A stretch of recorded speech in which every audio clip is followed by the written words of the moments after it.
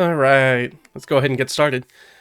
Hopefully, everybody's doing all right. We are back with the 28th session of our ongoing solo RPG in D&D 5e, following Leah. And let's see, we did not have a session last week. I've been sick, had a sort of viral bronchitis, and so talking wasn't really an option last week. Gonna see how far we can get tonight or today. We'll see how long my voice holds out. But probably gonna be doing some coughing, so I'll try to keep that out of the mic as much as possible. Speaking of the mic, obviously got a little bit slightly different setup, a little bit of different light, a little bit of a different mic setup, trying to get things a little bit easier, a little bit better, little upgrade. So let's go ahead and talk about what happened in our last session. So in the, let's see here, pull up my notes real quick, we can talk about it. So in the last session, we started off in Carjuntan. Right before leaving, Leah took the time to transcribe Silvery Barbs, or we had already left. Leah took the time to transcribe Silvery Barbs into her spellbook, which she had bought while she was in Carjuntan, but that was sort of our first night out in the rough, kind of looking for another layer for Rimefire, which we were unsuccessful with, but she was able to put that spell into her book pretty easily. We paid Ott and Imbar, did that. We ran into, what else did we do?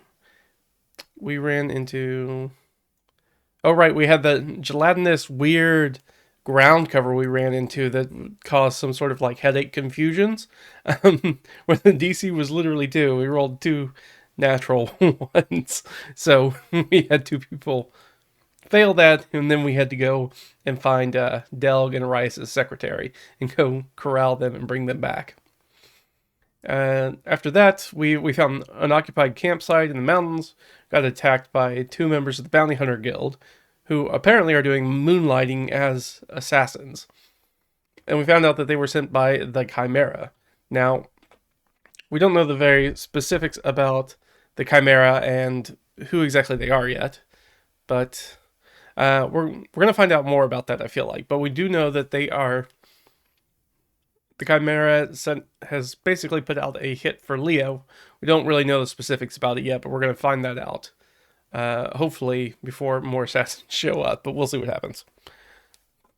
We sort of got to the end where we told Rimefire that we were going to cut through that area where there might be a lair for him. We did not find a lair for him, and we sort of convinced Rimefire to come with us, and we're going to go to Split Valley Oasis, right? That's the plan. Come with us, and then we talked about maybe he could take over that grove or underground shrine that we found way back in the beginning where we found the water myrmidon that we chased down. And perhaps he can use that small ruins as his lair. And he seemed amenable to that, so that's kind of where we are right now. So, yeah, one of the things that I said that I would do between last session and this session was to go ahead and put together a little bit of information for the overland travel section, just because I think that would be easier. Otherwise, you guys are gonna be watching me roll a bunch of dice, which is not that interesting, I don't think. So I went ahead and thought, well, let's just go ahead and get that knocked out of the way. I'll do that on my own, and then we can kind of focus on the actual adventure part rather than the building it up. I think that's everything that happened last time. Because last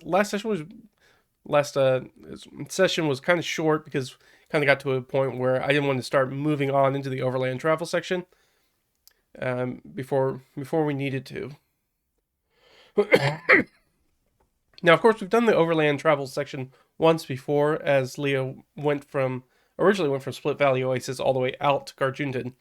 But this is only the second time that we've done it, so it's a little bit different than the sort of local hex crawling we've been doing, or we've sort of been exploring hexes. Overland travel's a little bit different. I've run it a little bit different because we have a very specific place we're getting to.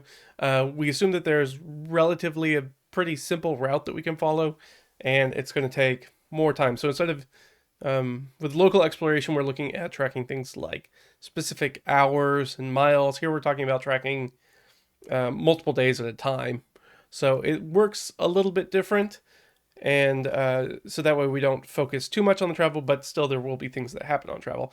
Actually, there's going to be quite a bit that happens on this travel because the way that I usually set it up is I usually roll a d4 for every sort of week of travel that you kind of do overland. And that tells me sort of how many encounters or how many things happen that we're kind of zoom in and focus on. And when I was doing it, I took out a couple d8 and rolled them instead of d4s because d8s were on top of my dice box, so that's what I rolled, and ended up rolling 2 8s. So we're going to have the maximum amount of encounters that we could possibly have, which is, in a way, good, right? We're going to have stuff to do, which is always nice, but it also means that we may not get through everything, especially considering my voice. So we're going to see how far we kind of get with that.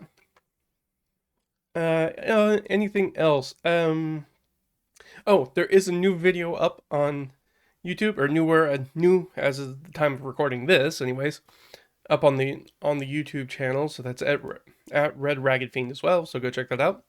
And that one's about a 10-minute versus 15-minute sort of campaign start for D&D, which was really interesting. So I kind of look at a 10-minute thing that Bob Worldbuilder had put together versus my own sort of 15-minute campaign start that I had.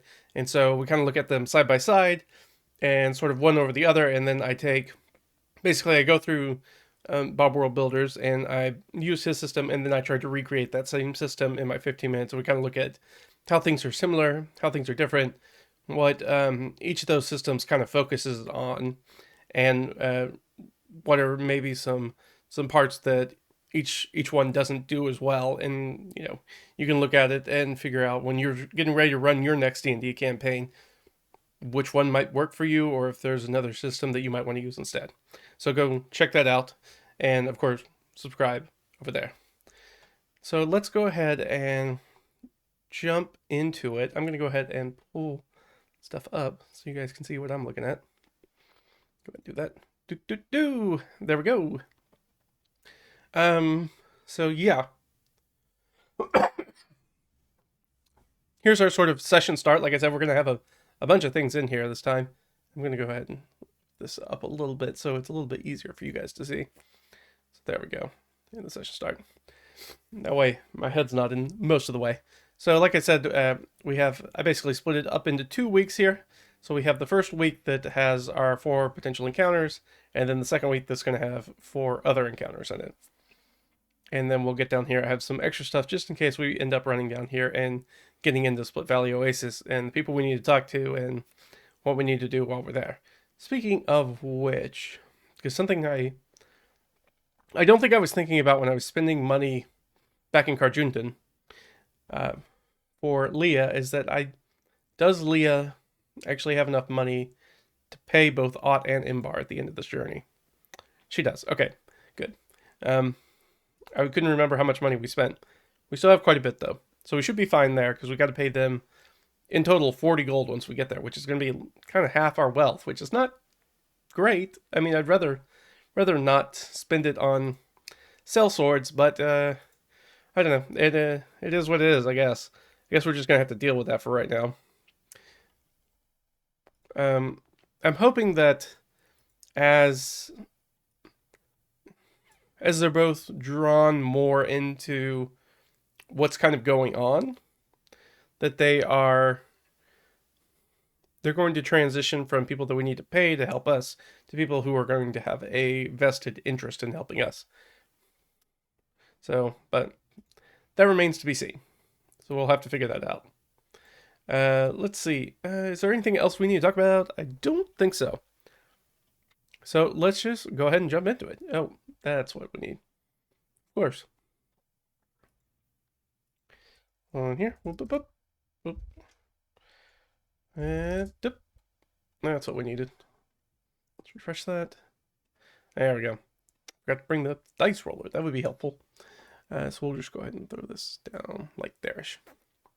All right. That way you guys can see the dice rolls. Let's see. All right. We are heading out first week, first node that kind of comes up. So otherwise, travel's very kind of standard. You know, people walk, people talk, etc., etc. There's not a lot going on most of the time. Now, there is a potential here that we have for finding some supplies. So that was the first sort of node that we come across. So we're going to find some potential supplies. So what I want to know with an oracle question, sort of right off the bat, is are we going to find these supplies because are these supplies left by somebody? No, okay. So this is definitely some forage that we're going to come across. Let's see. So if it's forage, maybe it's a game. Are we going to hunt some game? Is it game? No. Not exactly. So the answer is no to that on game, but that is an interrupt event, and I just realized I did not grab the oracle paper. All right, there we go. So I had to jump up and grab my thing because right off the bat, we rolled a 10, which means that there's going to be something weird that kind of goes on here. Some sort of interrupted scene. So we knew it's not that, so let's kind of figure out what it is. So it's clearly forage of some type. What's something that we might come across? Maybe fish. I think it's probably likely fish then. So +3. Oh, well, no, I guess that's wrong. So it's not fish either. Yeah, I guess we don't need to roll anymore. That means it's going to be forage of some type. That means it's going to be some sort of vegetable matter, I guess. Whether that's some wild onions, maybe some berry bushes. It's a little... no, I guess it's about right. It's about the right time of year for some berries, for things like strawberries. So we're going to come across some berry bushes is what it looks like. And so there's going to be an opportunity for us to sort of pick up some of that forage, but something's going to happen while the party's sort of sitting down. Again, there's like 8 of us now at this point. We got quite a train. But something's going to happen while we do that. So let's find out what's happening with us. All right, who's getting acted upon? 10. All right, some sort of bit of information. Interesting. Something that's going to gain faith, morale, or trust. And some sort of hazard, obstacle, or ordinary. Okay. So I'm thinking that there is... What kind of jumped to my mind immediately is that they're in the process, everybody in the group's kind of set aside, and they've all decided that they're gonna, pick some berries and, fill up our forage, our rations and whatnot.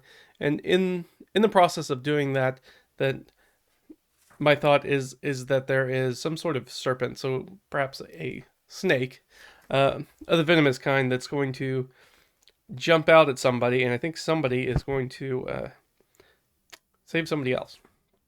Now, that's going to be somebody in the party, though. So,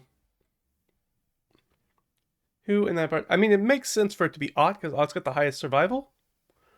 So, is it Ott? I think it's extremely likely. But obviously it's not.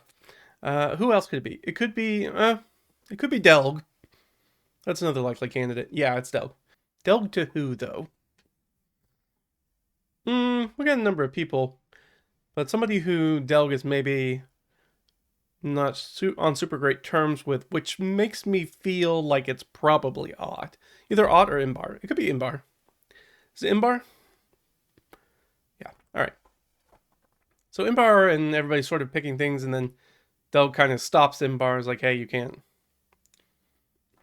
You don't want to root around down here. There's usually there's a very specific sort of poisonous snake species that likes being around these sorts of low-lying bushes, so make sure you keep an eye out. And so I think with that in mind, we do have a DC here, a DC of 13, so I think that she's going to end up finding one of those snakes, but I think I'm going to give her advantage on the saving throw, dexterity saving throw, because she has the help from Doug. She has the wherewithal.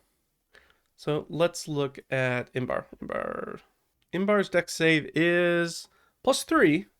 Not bad. She only needs to roll a 10. That's not too bad. So let's get it. Okay. So yeah, otherwise, right, that natural 1, ooh, that would have been bad. So they find the snake, and I don't know. Imbar's a pretty bad bee. I think that's likely that she just stabs the snake. I think. Well, she's got a big hammer, right? That's her thing. So she's gonna smash that snake, and we continue to pick berries and fill up our wonderful baskets full of wild strawberries, and that will give us a nice little advantage on our resource supply roll, which we need to do right now. Because this is the wagon train, we're gonna focus mainly on Leah's stuff. We're not gonna worry about anybody else's sort of rations and supplies of that nature right now. So just these guys right here. This guy right here. All right. So we made it through the first. No worse to wear. That's good. Definitely would have hurt us right out the gate if that was not the case. And there it is. All right, so first we gotta do feed because we have our mule with us.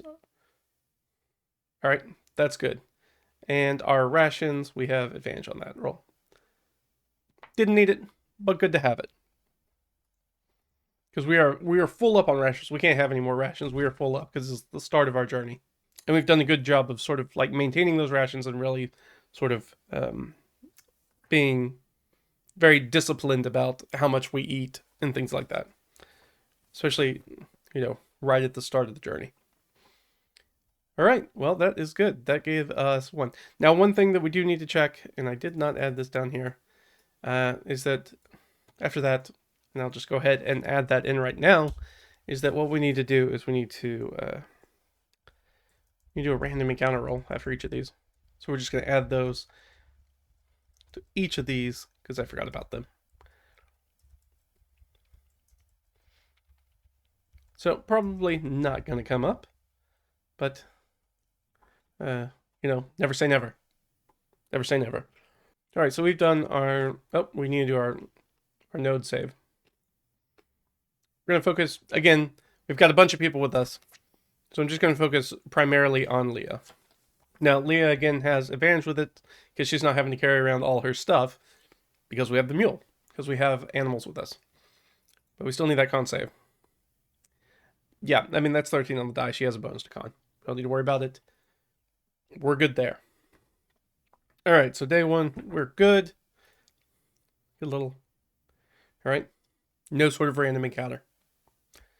So far, so good. All right. This guy's right here. These guys right here. Let's go. I'm just going to bold them for right now because that is done. Again, I apologize for the coughing. I'm still trying to get over that bronchitis just a little bit. Like I said, don't hurt me. Like, I may have to call a little bit early. We're going to have to see how well my sort of voice holds out. So that's going to be the sort of big determiner, really, more than anything else. Let's see. Yeah.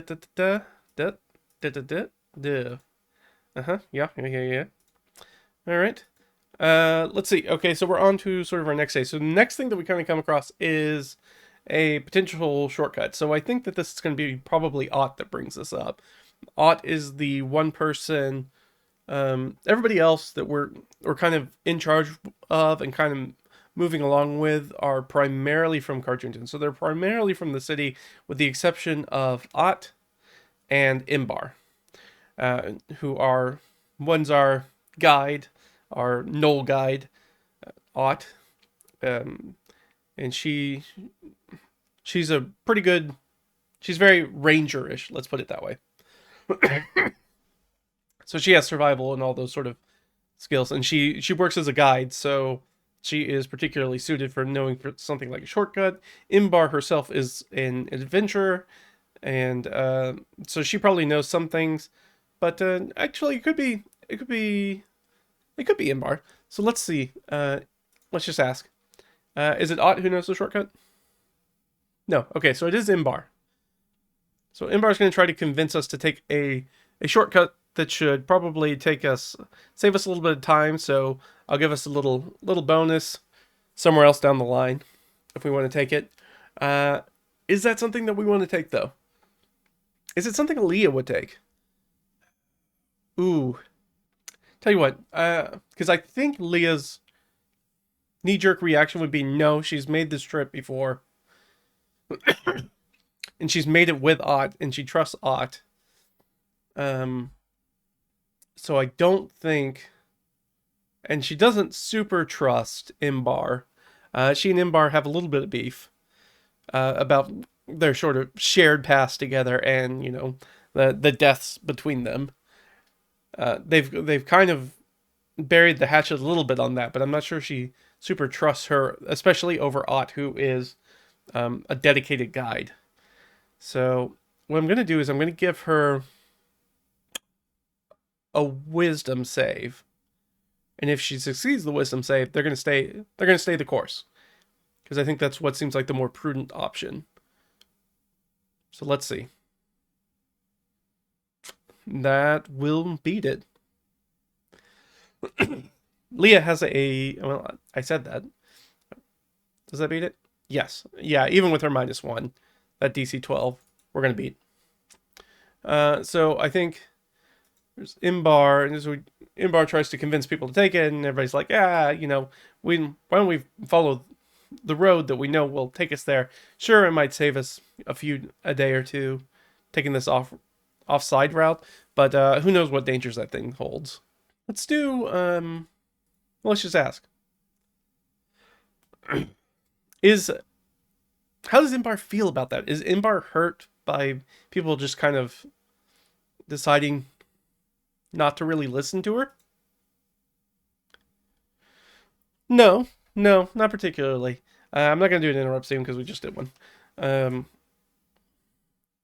Or, I mean, we could. I don't know. This is such a... I'm trying to think. Would Imbar do anything? I don't think so. I think we're just going to keep that a plain no. I don't think Imbar is particularly happy about that.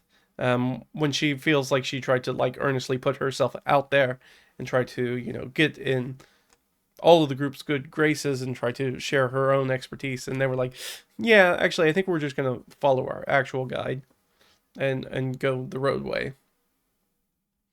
So I think she's probably a little hurt about that or a little frustrated by that, but I don't think, given this is the first time it's happened, I don't think I'm going to lean into that. I think if it maybe happens again or we have another sort of similar situation, maybe that's when Imbar's going to start to sort of pull away or does something she probably shouldn't do, like try to split off part of the party or something weird like that. But for right now, we're just going to call that what it is. So we decided not to take the potential shortcut, which could be great, could be not great. We do have to do that Constitution saving throw. We do still have advantage. Yep, doesn't matter though. All right, so Leah, because we failed that means that Leah's going to take on. I'm just gonna put that down here. So we failed that, so we were taking on exhaustion 1. We're gonna do a supply die check. And we don't have advantage on this one. Oop. Well, that was for feed. That's for rations. Okay. So not great for us. Our rations are okay, but the feed for our mule went down, for our animals went down. So that is less than ideal, is what that is. It's not great for us. Because we definitely, I mean, we're in the grassland, so the mule could be okay, but that exhaustion is really going to hurt us. So at this point, we need to figure out whether we want to take a camp day, a rest day, or not. So at the end of this, just so we're clear, just so everybody understands sort of like the mechanics of what's going on. Each of these, right, are sort of abstracted, so they're not a very specific time period. But if we look at it this way, We're about halfway through the first week. So this is probably about day 4 of just sort of walking. And Leah is not feeling great. And if she's not feeling great, and she definitely has a better constitution than most people in the group, everybody else might be a little bit tired as well. The problem is that with that first level of exhaustion is that it means that specifically that we have disadvantage on ability checks, which includes skill checks, which could be anything that comes up. Now, it's not going to be saves, and it's not going to be attacks, but it is skill checks, and there's going to be quite a bit of that probably with overland travel.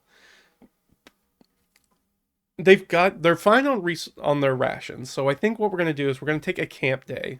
So then we're going to take a camp day. So basically all a camp day is, as far as the overland travel is concerned, is that it's a day where everybody just kind of sits around the camp. Where everybody just sort of rests. And we're doing that to basically take away the exhaustion. Now, at the end of that, we do have to continue to roll for our other things, and we need to make sure that nothing happens while we're in camp. But let's go ahead and finish our random encounter roll for this day, and then we'll do the camp day. Okay, so we're good there. So let's go ahead and do the camp day instead. So not really a lot going on in the camp day. Everybody kind of hangs out in camp. Do anything. So does anything happen to us while we're in camp? Oh, that's a 12. That means something definitely happens to us while we're in the camp. So we are technically in. Let's pull this up real quick. All right. So we are basically moved. So we started off right here in Carjunton, in this sort of area, and these are region hexes, so they're about statute miles. They're about 70 miles or so across, 70 to 77, kind of depending. And we're sort of in this middle area right here, right in between the two, which means we're in sort of like a grasslands area. Now 12 means that there is definitely going to be some sort of encounter that we're going to come across. So let's just figure out what that's going to be real quick. And this is going to happen to us while we're in camp. It's very interesting. So let's do our native environment. Let's do grassland. And let's go ahead and... So we always want to do a hard encounter. None of those really make sense. Well, hold on. I need to ask myself another question first. Not that. We are in the frontier area. So that can mean... Okay, so it's going to be artificial. So it's going to be some sort of humanoids. That's frankly what this is going to be. So let's go ahead and get down there. Humanoids. All right, so now let's do that. Oh, we could have some kobolds. That's a very weird group of kobolds, though. I like it, but let's... What about just regular kobolds? Let me get these out of here. Oh, I guess because they're... Interesting. So regular kobolds don't come up under grasslands for some reason. Not really sure. So I think what I'm going to do is I'm going to do probably just one caster who's kind of leading them. So that could be this could be a really, really difficult fight. But what I'm going to do actually is roll. Let's roll a d8 for how many of the normal kobolds kind of show up. And then we'll do a odds or evens for the dragon shields. So let's do that. 2 kobolds and 1 dragon shield. Okay, so that's going to be a much smaller encounter. What do we think the reasoning is for the kobolds? And the first thing that jumped to my mind when I saw kobolds is that they are chasing Rimefire, because we can't forget that Rimefire is with us, but he is kind of staying out of the way. Obviously, the normal people are going to freak out if they see a dragon flying around.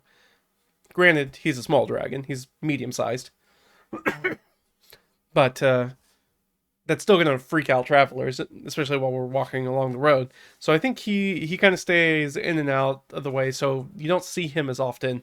But I'm guessing during the camp that he probably lands in the camp, and I'm going to guess that the kobolds have been tailing him, doing the kobold thing that the kobolds do, which is try to find dragons to venerate and worship and take as their leaders. So I'm gonna guess that's what they're doing. So let's go over here. Let's get some kobolds going. Alright, so kobolds.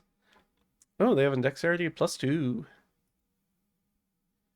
Also +2, and our scale sorcerer. Also +2. So all the kobolds are going to go on the same round. And that's fine. Let's go down to our combat tracker here. So we don't need to worry about that. We've got Delg, Imbar, Leah, Ott. Rimefire, I think we're going to leave out of initiative for the moment. Yeah, I don't think it makes sense for him to be in there. All of whom go on 12. Because we're just doing... And here, I'll actually do it this way. Because all of them take 10 on initiative. That's just the easiest way to run the monsters like this. How many? So he's got 44. They've got 5. Okay. That's a ton of hit points. Not for these guys, though. 5's nothing. And the scale sorcerer has... Right, I did that right, correct? Yes, 44. And scale sorcerer has 27, which is not, again, not too many. So I'm going to let them... I assume that they're going to be trying to sneak up on camp. Now, kobolds are pretty cowardly, so I'm going to guess that they come in the night, probably, right, rather than come during the day. So somebody's going to be on watch. It's going to be probably one of these guys on watch. Is Leah full elf or half elf? I can never remember. She's full elf. Okay, so she's up. Imbar's a human, I believe. Yeah. Well, it's Noel, and Delg is a dwarf. All right. So Leah will be up. We'll just ask, is Leah the only person up? Yes. All right. So it's clearly Leah's watch. So we kind of know the DC. We're going to go with that 12 DC, and we'll just give her a little perception check to see if she notices them. She doesn't. That's great. So they're going to get the drop. So everybody's laying down in camp, having a nice rest. Everybody's recovering from their... I guess she would have technically still had disadvantage. I don't think it would have mattered, though. And they're going to jump up and... I'm trying to figure out... So their goal is probably going to be try to get Rimefire. I mean, kobolds are not the smartest creatures in the world. So I think it's fair to assume that they think that they've trapped Rimefire, they've captured Rimefire. Anyways, I mean, he's definitely been captured before, just not by us. We're the ones who freed him. So I think that they are probably go after her first. So I'm going to let them have... Let's see what the sorcerer can do. Because this is going to be sort of like the leader. This little spell. But it doesn't tell us exactly. Firebolt, yeah. Ooh, charm person. Yeah, no, I think that's right. I think this scale sorcerer is going to sort of like... Leah's the only person, as far as we know, that's awake in camp. He's going to sort of... use our charm person on Leah to try to get Leah to release Rimefire into their care. Like, release the great dragon. Please release the great dragon to us. So the spell DC is 12. They do not know that Leah does, though I do, that she has advantage against charm because she's an elf. But it's still gonna work. Perfect. Well, sounds good to me.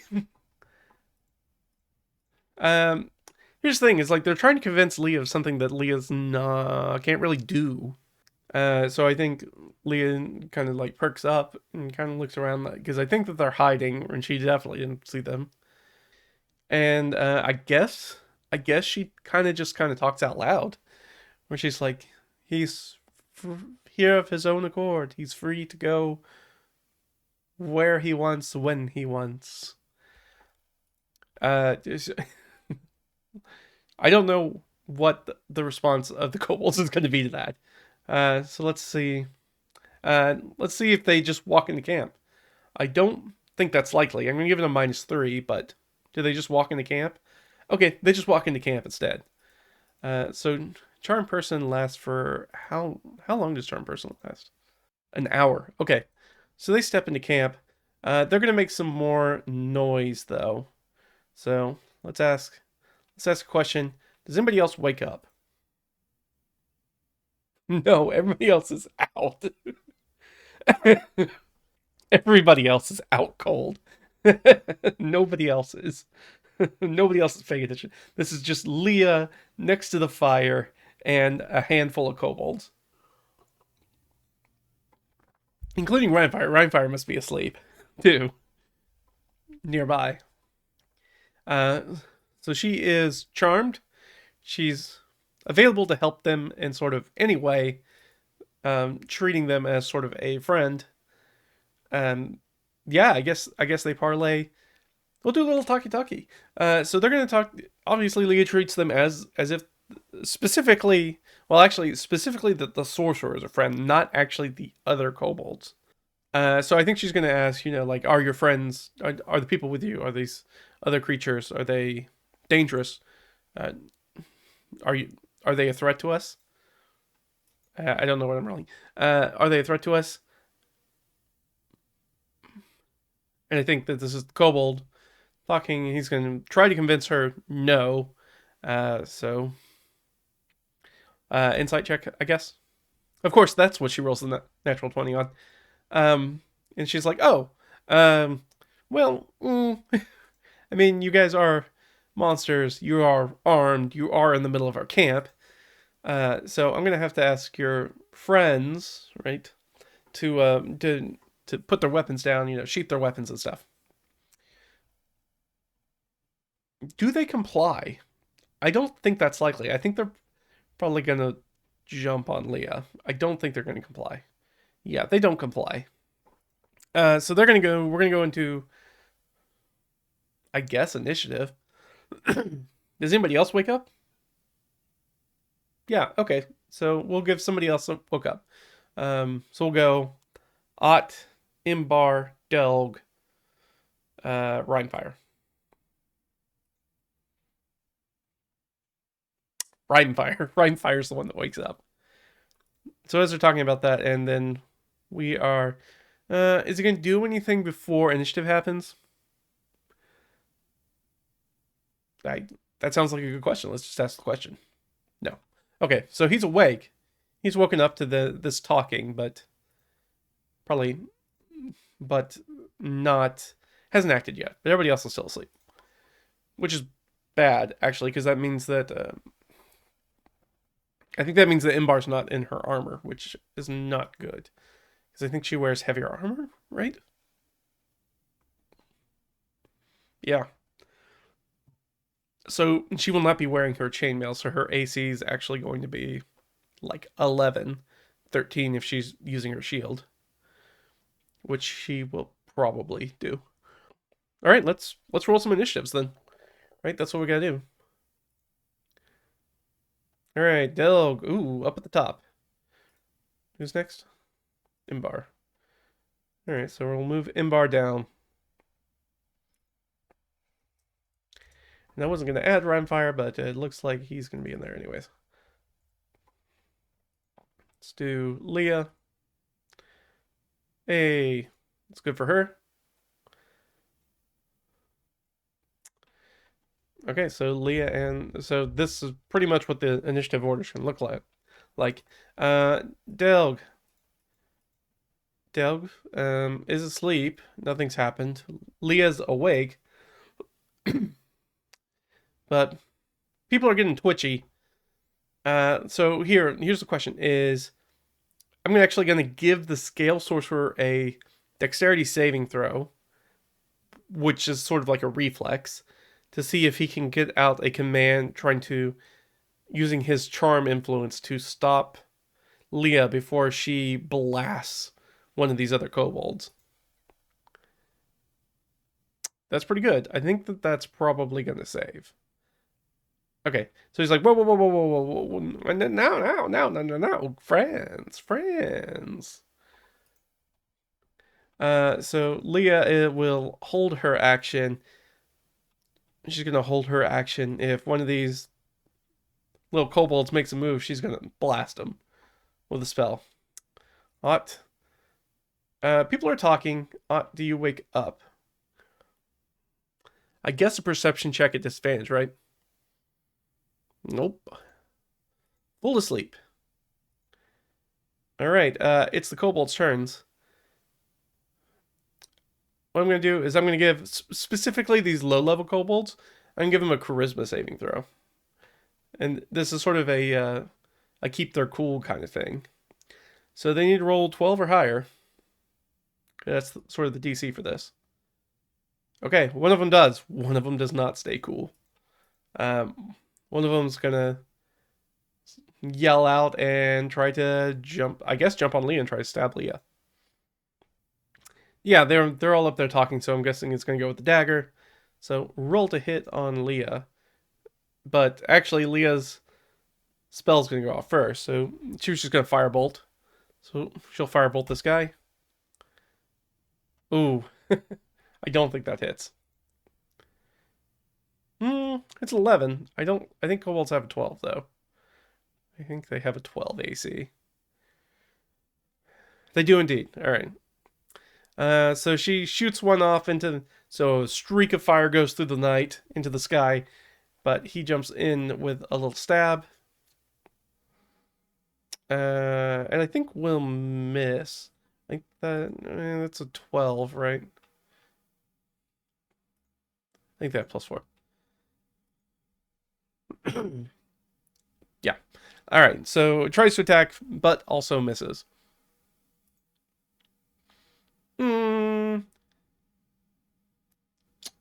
Would it get pack tactics? I don't think so. I don't think they were close enough. I think because she kind of moved first that they wouldn't have been close enough to get pack tactics right off the bat. But needless to say, we have broken into initiative. I'm going to say that the other one held, so they didn't get the jump this turn. But it's going to go down to that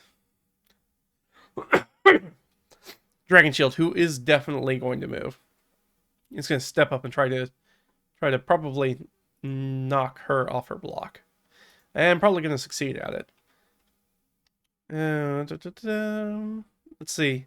So this one will get pack tactics and it's going to make 2 melee attacks. So that's the first attack. That's going to miss. But the second one is going to hit. And they use a spear, I think. Yep. Has a shield, so won't be using the spear two-handed. So 26 plus 1. So Leah's going to take 5 points of damage, which is not great. Which I'm going to let her use that as a reaction to sort of save out of the charm. Right, and I think the charm spell it's just straight up broken. I think if one of your allies acts against them. So she is no longer charmed. We're just going to say that right off the bat. She is no longer charmed. So she's not charmed. She got stabbed by this dragon shield. It is the sorcerer's go. I think he's just going to firebolt. And miss. Leah, using her free actions, going to scream out, attack, attack, attack, attack. And then we'll wake up. So we'll give Imbar a chance to wake up. Yeah. Imbar wakes up. She will hop up and grab her weapons. Let's just ask a question. Can she make it to one of them to attack? No. All right. So she's going to spend her her action grabbing her stuff and dashing over to assist in the next round. Rimefire. We already know Rimefire's awake. Rimefire sees this. And what is Rimefire going to do? Because Rimefire could try to intercede and try to stop them, because the kobolds might listen to Rimefire. That said, they are in the fight in the middle of camp. He can't really use probably his breath weapon super well.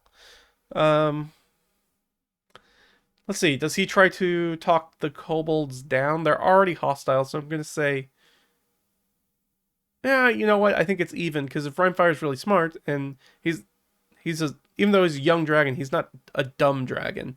He could just fly away and they'd probably leave. Okay, no, he's going to stick it out. Is he going to get in the scrum? No, I think he probably moves away from the combatants. I think that's what he does. So, because don't forget, in addition to Leah, Ott, Imbar, and Delg, we have a number of other basically non-combatant NPCs with us. So I think he's moving away so the kobolds don't go towards those people. So he's going to kind of dash. He's going to use his action to sort of get away from them. Anybody else? That brings us back up to the top. Delg, are you awake? Please be awake. No, Delg's not awake. Delg is still snoring away because no loud sounds have gone off except Leah's yelling. It is Leah's turn. Leah is pretty well surrounded. Let's see. What can she do? She could magic missile. She's got her mage armor still up. You know what? I think. Well, no. That's gonna be a touch spell. Well, let's ask. Yeah, well, that's not as super useful. I was gonna have her use magic weapon on Imbar's weapon, but this is probably not a great use of that right now. So I think she's just gonna magic missile. I think she's gonna second level magic missile. And I think she's gonna do it as a scale sorcerer. Like I think she realizes that she was charmed, and she's like, "Oh crap, I gotta deal with this person real quick." So they get 14 plus 4, so that's 18 points of damage just straight up. And she goes bap bap bap bap. 18 points of straight up damage to that sorcerer, which is good. They've got 9 hit points left. Leah can't really do anything else. She's gonna have to stay in there right now. She would. It's not a great situation for her, but it is the situation. Ott, have you woken up? Please wake up. Ott is awake. Ott hops up. Can she get there? Yes. All right. She's gonna get there. Who's she gonna go after? I think seeing the dragon shield that has stabbed Leah probably is the most current threat that she knows about. And Leah is the one that's hired her, so she's going to try to get in there and get some attacks. Whoops. All right, that's 1 hit. And 2 hits with her spear. All right, and that's 9 plus 4, so that's 13 points of damage. Yeah, so she does 13 points of damage against this guy. So he's down to 31. All right, that is Ott's turn. All right, so we have our kobolds, our basic ones. So one of them is clearly on Leah. Is the other one? I assume the other one's going to shift and go. Let's see. I'm just going to, because we got 3 combatants in there now. So we're going to go Leah, Ott, Imbar. Ott. Okay. So one's going to roll against Ott. They're probably all going to have advantage at this point. I think that's actually going to miss Ott. Oh, nope. It's exactly her AC. With 13. It's because he's just a little guy. So 2 plus 1. So she does 3 points of damage. Stabs her. Kind of this giant knoll in the leg. And the other one is obviously going to go against Leah. And that one will miss though with 13 because Leah's AC is 14. So, all right, that's our 2 kobolds. We've got our dragon shield against Leah. Well, hold on. Because it's not going to be against Leah. It's going to turn against Ott because Ott just came up there and stabbed the crap out of it.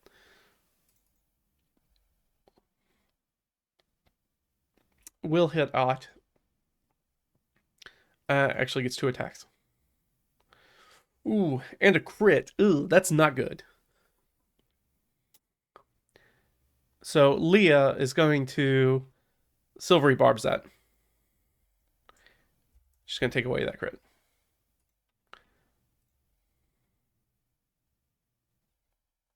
You've got to be kidding me. Rolled a second natural 20. Oof. Oof. Impossible. Wow. Okay. Well, that's what it is. We lost that. But we've got that bonus. Who are we gonna give that? Who are we gonna give that nice big bonus to?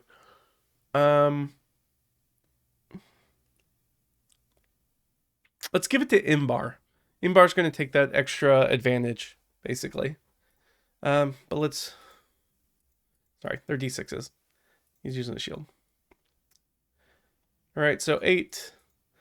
8 plus. 8 plus. How much this guy does?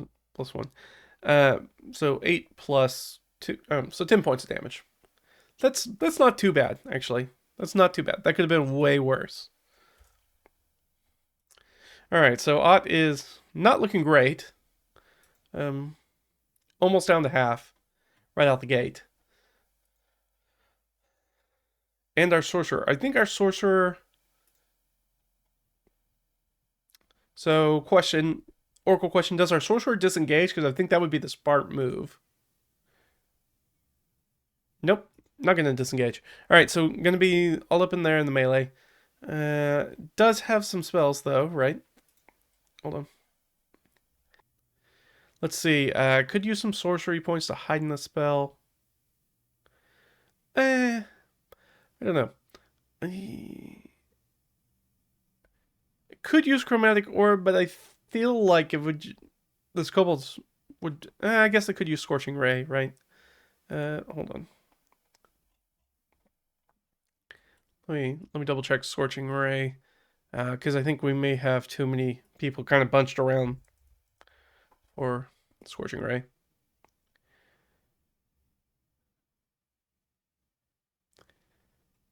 Yeah, we'll do scorching ray. So it'll be 1 for each of them. Now people have moved in. Is this creature within melee attack distance from anybody? Absolutely. So I'm gonna guess that means probably Imbar and Ott.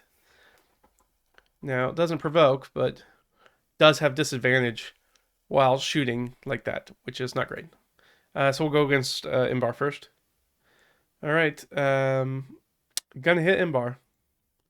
Against Leah. Man, gonna hit Leah too. Dang.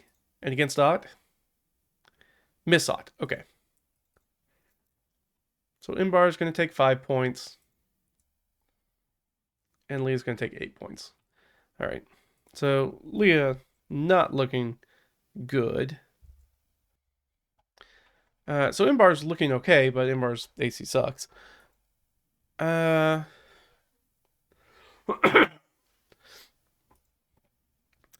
I guess good question. Did Imbar, we'll just ask the Oracle, did Imbar grab her shield? Yes, okay. Just so we know.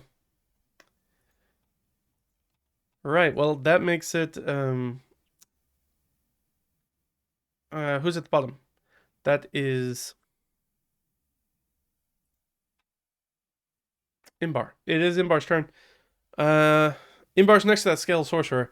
I think she's just gonna try to smash his head like a bug. We can't be taking any more 2d6 shots like that.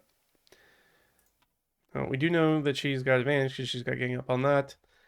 And she's got a pretty solid to hit. Yeah, 17. That's gonna hit sorcerer for sure. And so she's gonna do 1d8 plus 8. Or 1d8 plus 2.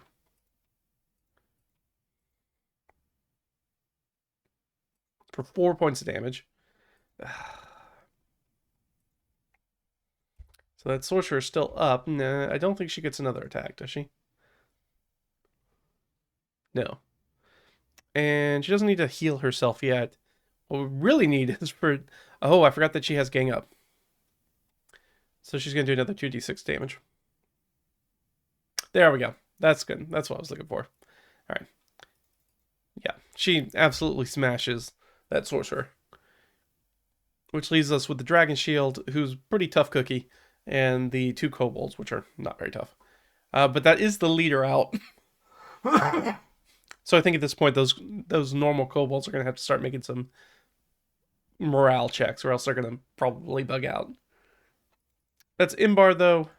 Rimefire. Rimefire does the Rimefire thing. Delg. Hey, Delg. Buddy, it'd be really great if you woke up. We could really use you. Come on. Hey, there we go. Delg finally rolls out of bed. Do you want to heal somebody, or... Alright, well, let's ask the question. Can he get to somebody to heal them? No. Alright, so he will instead, he's going to... Well, I forgot. He has the dash action. Can he actually get to somebody? No. Alright. So he will use his bonus action dash, and then he will do a sling at, I guess, one of the kobolds. I don't think he can even kill one of them. But, sure, he'll take a sling at one of them. And miss. Great job, Delg. Really, really doing it. Great. I mean, he is basically just the healer, so I can't be too angry at him. I just wish he hadn't slept through half the combat. Alright, we're up to Leah. Leah's gotta get out of there. Leah's gonna be unconscious if she stays there. So she's gonna disengage and move away. And that'll be your turn.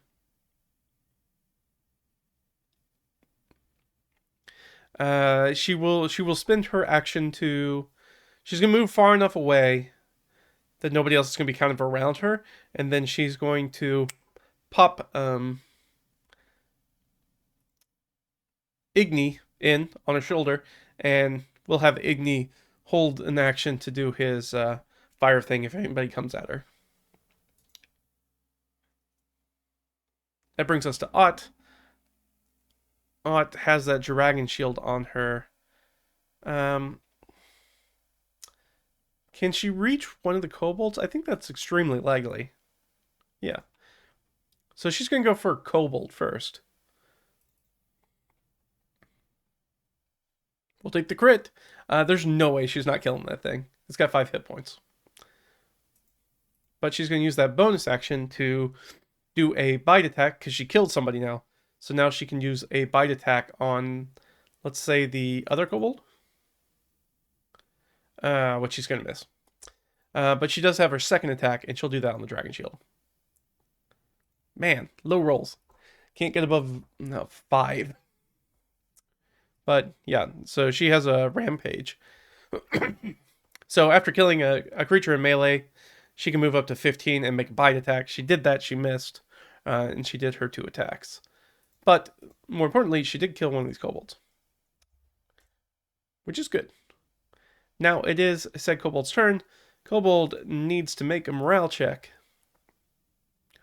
Ooh, that may actually succeed. So for the morale checks, we're doing a roll under. So you need to roll their charisma or under. So what's the kobold's charisma? 8. Oh, so a 9 actually fails. So that kobold is going to disengage and run the heck away, screaming into the night.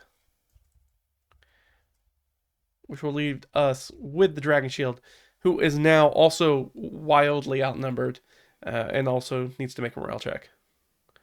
But will stay in the fight for sure. All right. Well, that's them. Well, they're going to do something. So they've got Imbar and they've got Ott. Okay, so this one's going to make 2 attacks on Imbar, no longer has advantage. Can't use the pack tactics anymore. Fails with the first one. Hits with the second one. 1d6 plus 1. 6 points, total damage. Coming Imbar's way. Down to 18. It's alright. So it's nighttime, the fire's still going, but everybody's definitely awake by now. With all the fighting that's going on. Now that takes us to the bottom, which means it is Delg's turn. Delg can probably get to Leah now, so I think Delg's going to use his healing ability, which is 1d6 plus 7.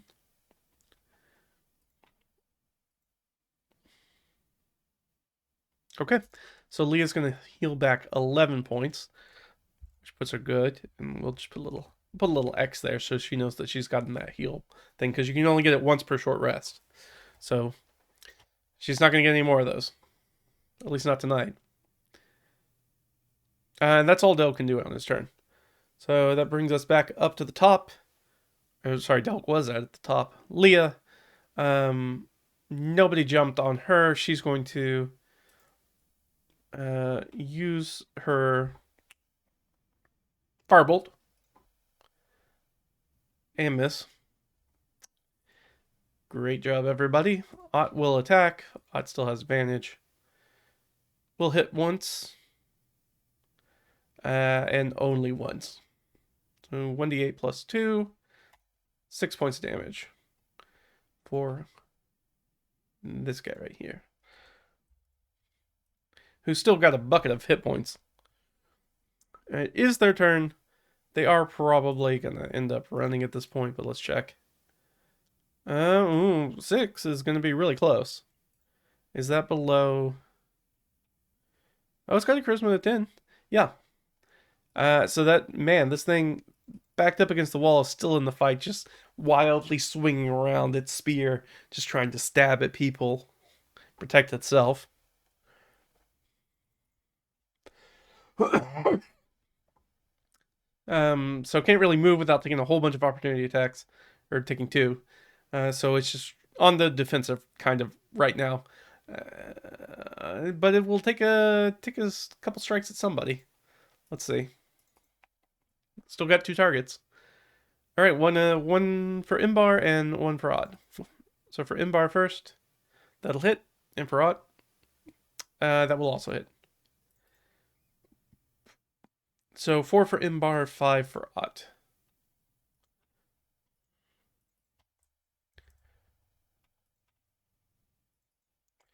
They're both down to 14 hit points.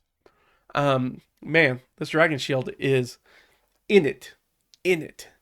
Fierce little creature. That makes it Imbar's turn. Imbar's gonna try to smash this thing. Yep, that'll do it. 1d8 plus... How much? 3 plus 2. So 5 points for Imbar. So this guy will go down to 20. Imbar at this point, I think, is probably going to spend her second wind. Yeah, that makes sense. So she's going to spend her second wind. D10 plus 3. So she'll get 5 hit points back. It's 19. And this should have been a circle. It's not. It's an X because I forgot to change it last time. That's okay. I know we hadn't used it. Rimefire does Rimefire things.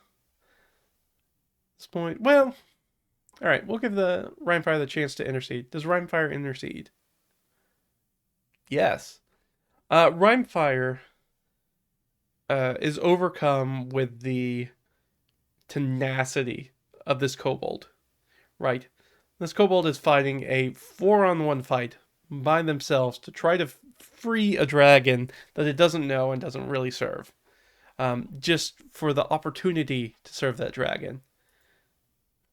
And I think Rimefire comes forward and is going to ask people to lay down their arms and try to reward this kobold. Now, is everybody going to listen to Rimefire? I think the only person who might not listen to Rimefire is Imbar. So I'm going to give her... We'll give her some sort of check. A charisma check? I don't know. I'll give her advantage on it, though. Yeah, I'm going to say that's good enough. Just trying to get it like a 10 or better. And now the question is Rimefire going to recruit this guy? Because I think that's highly likely. We rolled that natural 20. I think Rimefire is incredibly impressed with this dragon shield.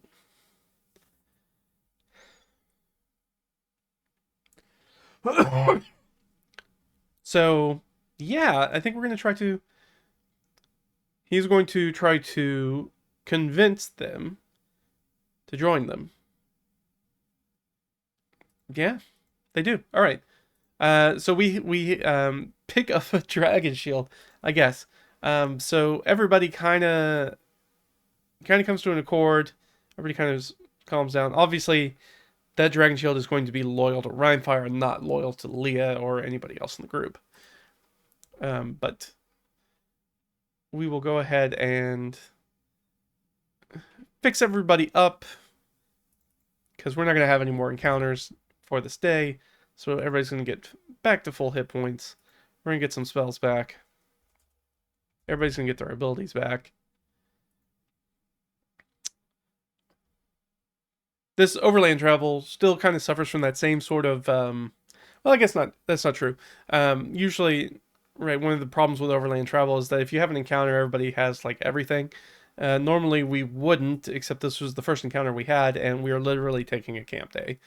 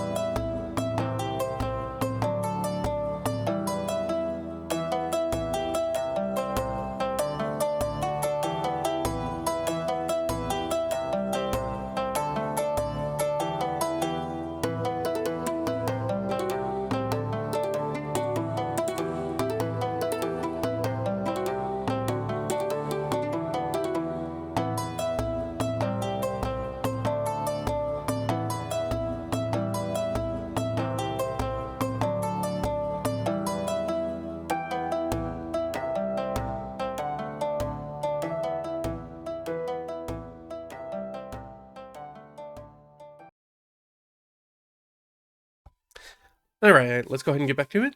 So, we just finished up. We've just done our camp day. Just gotten that all sorted.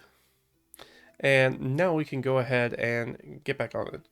So, we have our next one up, our next day sort of node here. This is sort of like the back half of that first week of travel.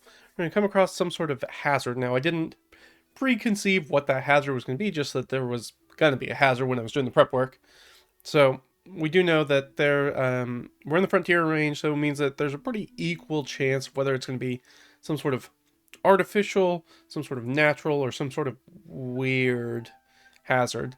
So let's just roll a d6 and we'll figure that out.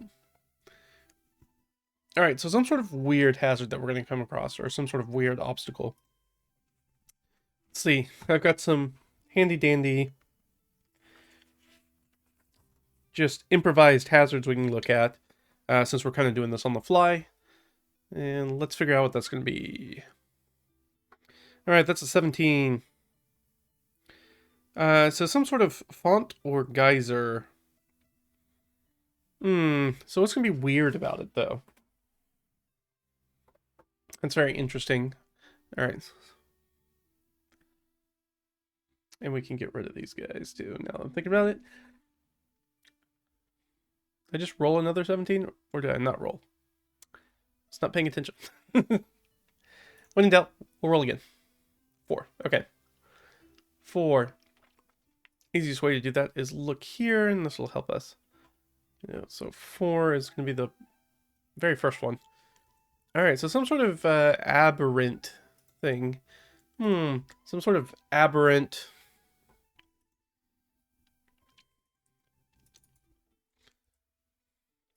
Something aberrant. That's a hazard. Some sort of geyser of... Aberrant something. I'm trying to think of what would be a good sort of...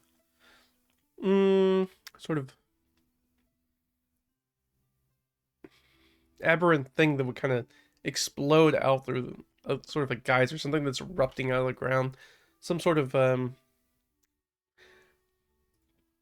maybe vapors. So last time we did sort of a psychoactive thing, so I don't necessarily want to do that again. Last time we ran across one of these types of hazards, so I want it to be something kind of different. But let me go ahead. I'm going to actually cross-reference this with my traps table that I have. That'll tell us kind of what type, what this hazard kind of does. So that's resource eater. Ooh. So I think this is going to be some sort of like entropic. I'm thinking like it's sort of a sickly green sort of cloud that kind of shoots up, almost like a not fog cloud, not poison cloud, cloud kill kind of thing. But instead of doing straight up hit point damage, it has the opportunity to sort of like, it ekes out hit dice instead, like our hit dice instead. So it kind of prevents us from healing in sort of the long term, which is in a lot of ways more dangerous than hit point damage, because we can't heal those as easily, because it takes literal days for us to get our hit dice back, and there's no other way to do it. So we see this way, and I think it's sort of like a if you ever seen sort of like a dry like ravine or something like that, where you have like mud cracks and things like that. So I think that this stuff's like all over the place. So we're going to have to sort of like maneuver around it, which I think is what we're going to look at. Why is this still playing? It shouldn't be playing. There we go. So we're going to have to do some sort of like maneuvering around it. So let's go ahead and figure that out. So our DC for this is 13, so that's not too bad. It seems sort of like a straight up... Look, we have 3 hit dice, so I'm going to make us have to do 3 sort of rolls for it. And again, because of the nature of the amount of people that we have with us, and we're playing a solo game, I'm only going to focus on Leah for this part, rather than trying to go through like 8 different creatures and their hit dice and do a whole bunch of saves for the same thing. So we're just going to focus on Leah and assume that everybody else does kind of in the same gauge. So she's going to have to make 3 checks. Whichever one she fails, she's going to lose those hit dice. So here we go. Now she needs to get a 13 on a dex save. Her dex save is not great. She has a +1. So she needs to roll 12s or better. Alright, that's 1 success. Now, she doesn't have Bless, I don't think. She does not. So there's no way to sort of like give herself a heads up on this, because this is a saving throw instead of something like guidance or something like that. Alright, so 1 success. That's good. Great. That's a failure. That's 10. And 1 more. Alright, so 2 successes. So we only lost 1 hit die. That's good. That's good. Could have gone way worse. But otherwise, we make it through there. People get some in their face, and they feel it. That entropic energy sort of like eke out of there, sort of like pulling their essence through these sort of cracks in the ground into some other sort of plane, as it's pulling this sort of entropy.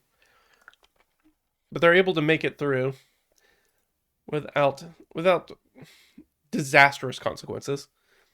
And we need to make our con save check. Again, we have advantage because we have our mule. All right, so we did fine there. Good. So we didn't fail that one, so we don't have to take another camp day or take a level of exhaustion. And we need to do our supply check. So for the feed went down, so it's a D6. All right, we are very quickly running out of supplies for our mule, which is not great. It's 2 in a row we had to roll on. And for our rations, we're doing fine on rations. Like, our food's fine, but the mule is just chewing through their hay. So that's going to be an issue. That means we may need to, at some point, we may need to take a camp day to try to forage some feed for our animals, which is not really what we want to do. We don't want to make the journey any slower than it already is. But it is what we may have to do if we run out of it, because we're 1 die roll away from that pretty quickly. And we need a D12. Does anything happen to us while we're doing this? No. Okay. Good. Good. Perfect. So this day, pretty easy. Way easier than sort of our first half of the travel so far. So boom. We're done with that.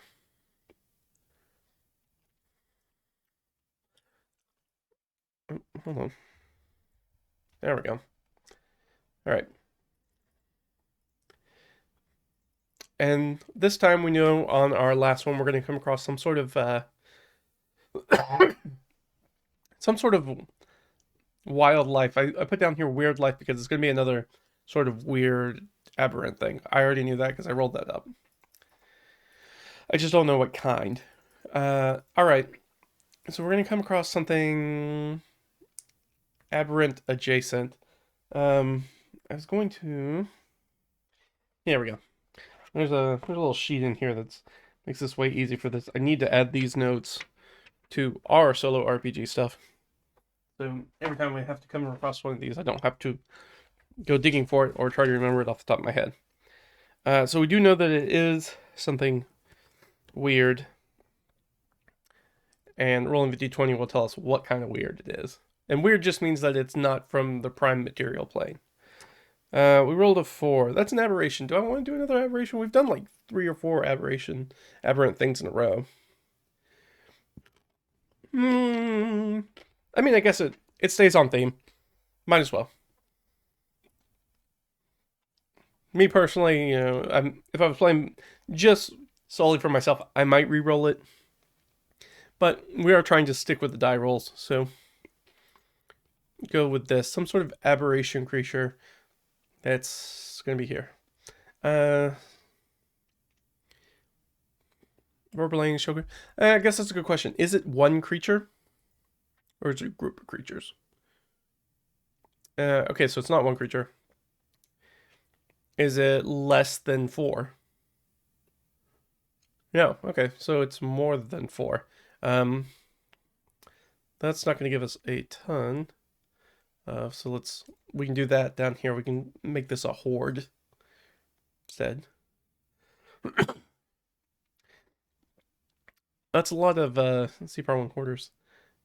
How many CR hats can we get for that? Probably pretty close, right?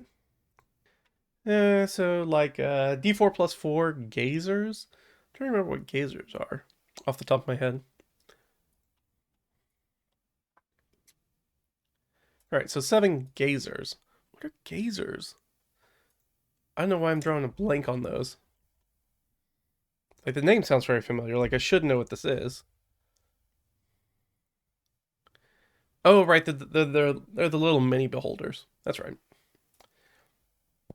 Gazer, duh, eyes. All right, so a number of these little guys that we're gonna run across.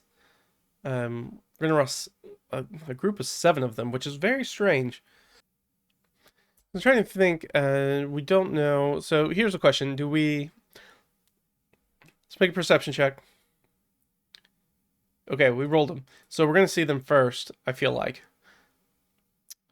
How far away are they? I'm thinking 2d12 times 5 sounds right-ish. Or 2d12 maybe. Yeah, 2d12 times 5, I think, sounds right to me. Oh, we went to 5. All right, so 105 feet away. So pretty far off in the distance. We pick out these small group of these little floating creatures. Leah would be the one to make that check, because it's definitely an Arcana check if she can recognize what these things are. I don't think anybody can really help her on that. Well, I guess Ott can probably help tell her what they're not. So yeah, I'll go ahead and give her advantage on it.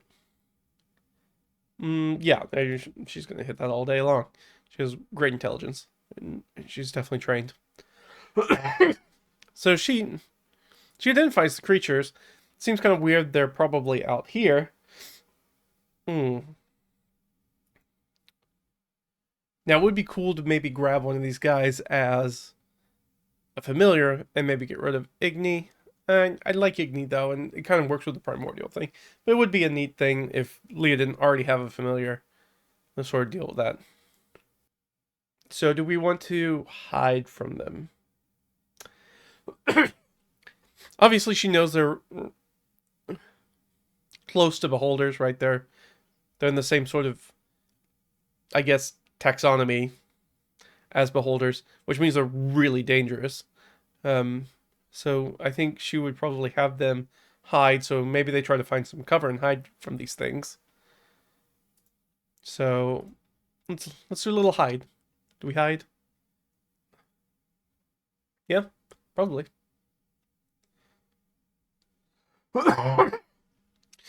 And I guess let's give them what does it seem like these guys are doing as they're watching them? So I'll look at my handy 1d10 table. All right, it looks like they're in the process of dismantling something. Let's ask the question, can we tell, is that thing like a mechanical thing, like maybe a vehicle? I think that's likely. Yeah. All right, so it looks like they're using their eye rays and to sort of like deconstruct some sort of vehicle or rip it apart. Maybe they're trying to get to the inside of it. That means that there might be somebody or something inside of them that might be hurt. So should we intervene? Not really our mission, but we're fully healed up now. We could get the drop on them. I think Leah rolled pretty well. I think she got like a 17 or 18, something like that. So she's going to know a little bit about these guys. Like, she's going to know that they don't have a ton of hit points. They're pretty easy to hit. we're at a good range at them. We're sitting out at 105 feet, which means that we can get bows and spells off, and those things are going to have to get close to us. They're going to have to spend at least basically one round getting close to us. So yeah, I say, fuck it, let's do it. They're going to do it. All right. Note to self: we need to roll treasure for the kobolds. They're probably not going to have a lot of treasure, but now that I'm thinking about it, we also need to roll treasure for the kobolds. And I'm assuming that the... So I didn't really need to know if they were curious, wary, or hostile, because we know what they're doing at this point. So we said there's 7 of them. Let's do that. So we've got Gazer, 1, 2, 3, 4, 5, 6, 7, and their DC, or sorry, their Dex is 13, so they go on a 13. Now, I do think we are going to get that surprise round on them, but let's go ahead and get some initiatives. Delg. Nope. Leah. Yes. Ott.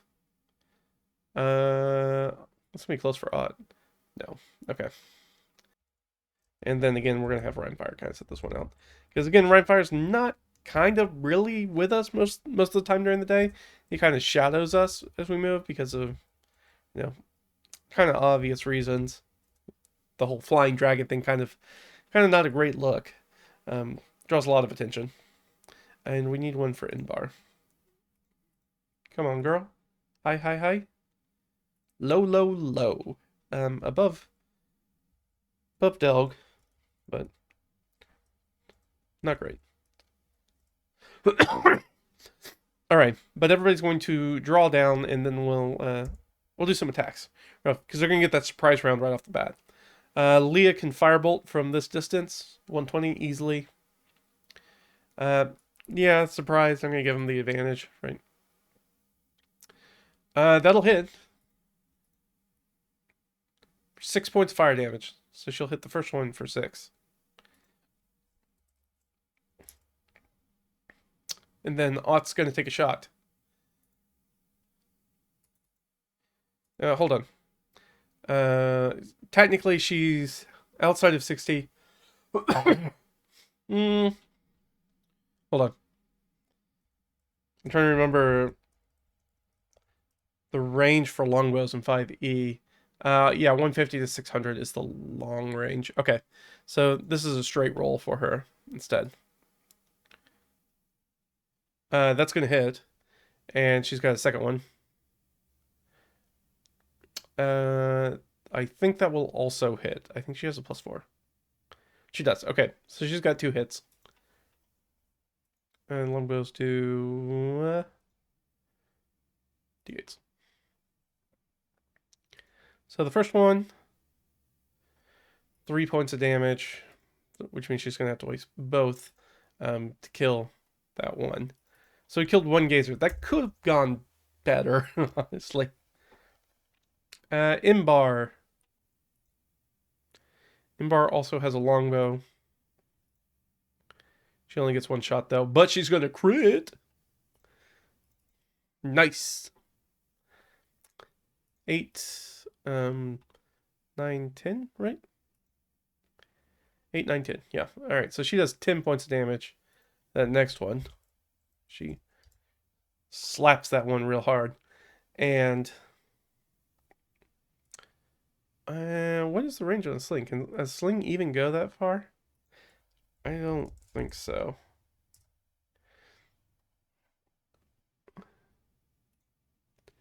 I don't think it goes far enough. Oh no, 120. All right. So it is just within the disadvantage range. So Delg will get a shot, but it's straight. All right. Of course, Delg will miss. So it'll put us back up at the top of the initiative, and now the gazers are fully aware and will be coming our way. Leah will take her firebolt shot, I guess.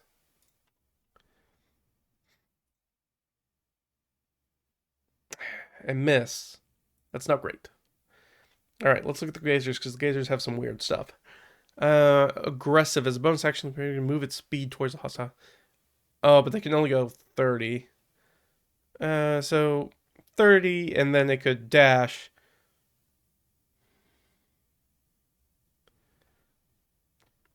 Oh, it's only got to be within 60. Oh, they're all going to get within 60 because of that aggressive dash part.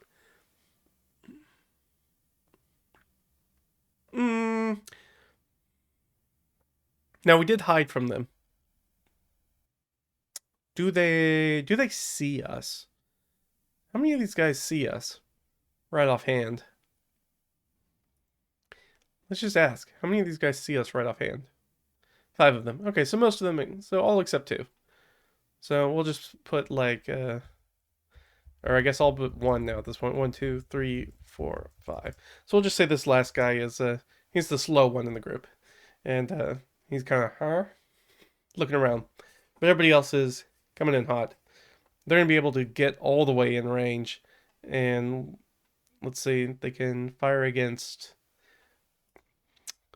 This might have been a really bad idea. They shoot 2 of the following magical items at random, choosing 1 or 2 targets you can see. I think we're just going to choose 1 target for each, and then we'll roll them. I think we'll just do 1 for 1 all the way down until we get there. So we'll just go against whoever's at the top of the initiative, which I believe is Leah. And she will take a 4 and a 2. Telekinetic. DC 12 saving throw. Which she succeeds. So she's not pushed back. And what is 2? A fear ray. Or be frightened. That's not going to do too much to her, but... is fear technically... I think fear is technically a charm effect. So I think she has advantage on that. Again, it's not really going to matter because she's a wizard. But she saves. Okay. Could have gone way worse. She didn't take any damage. So, next is 4. That's the push. And that push is going to be against Ott. Ott will get pushed back, and then the other one's not going to happen because it's going to be out of range. Because they're right at the edge of the range. So then the other one doesn't go off, but let me just, we're going to add a little dot. She got pushed back 30. Just so I know she's pushed back 30. So that's 2. 1 against Imbar. 2 and a 1. The Fear Ray, and then the Dazing Ray, or be Charmed. Both of those are not afraid, but is charmed. So I'll go ahead and put that down here.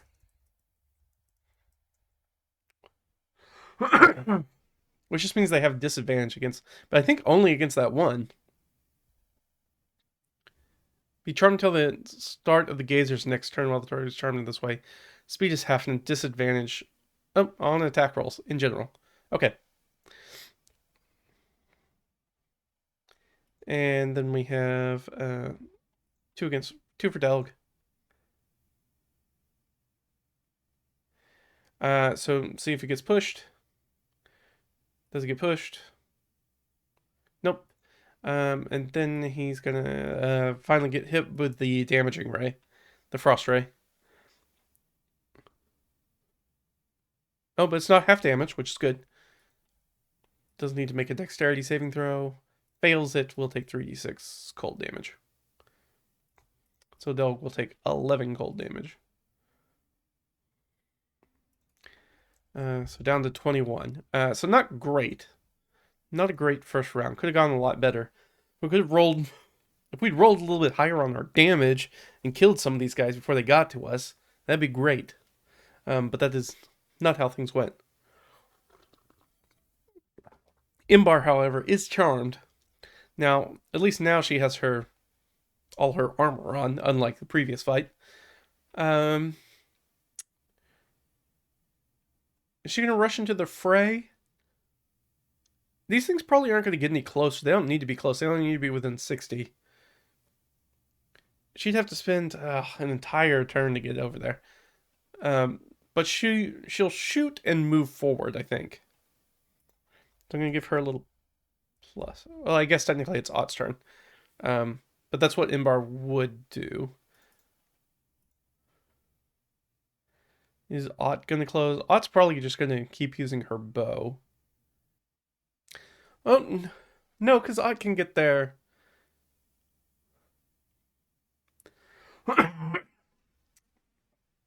Ott can use her dash to get there. So I think she's going to do that. She's going to use her dash to get there, and then she will do a couple of stabs with her spear. She'll hit with one, so that's good. For maximum damage, which I believe is 10 points, which I think will kill this one. All right, so... Oh, I forgot, Ott got pushed back. The same thing would have happened with her.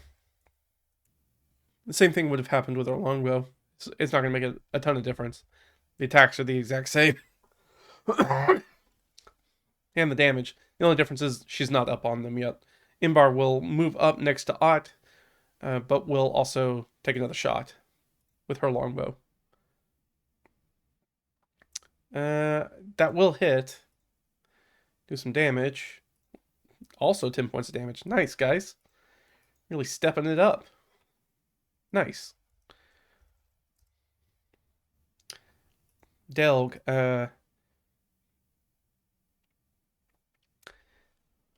Delg's just gonna sling, I think.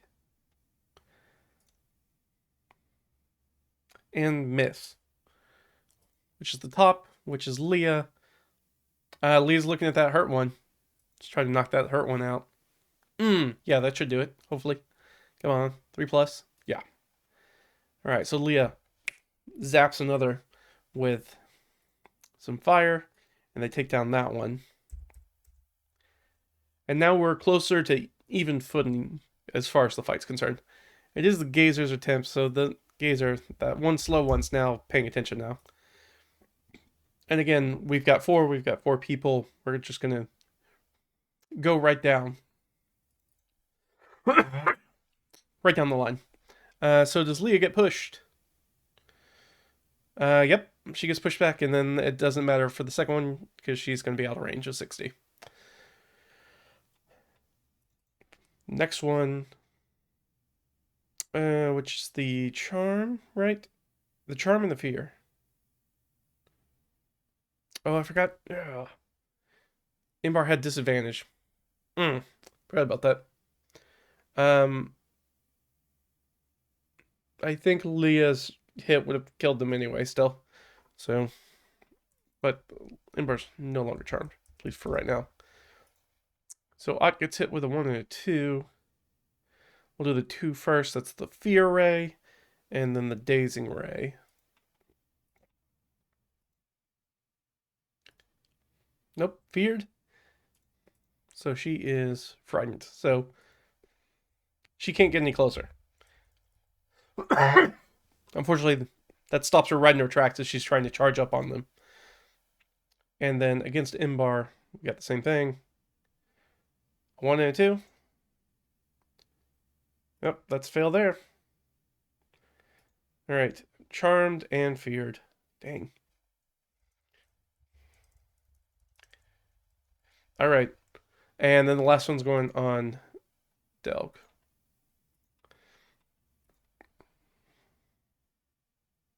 Oh, Leah got pushed back.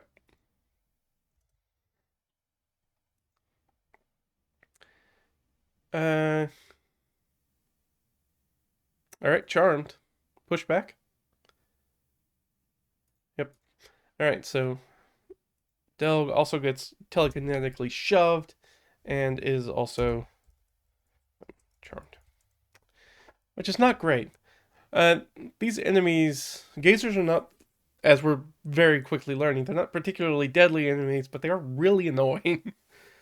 They really, especially that telekinetic push for melee characters, that's a pain in the butt.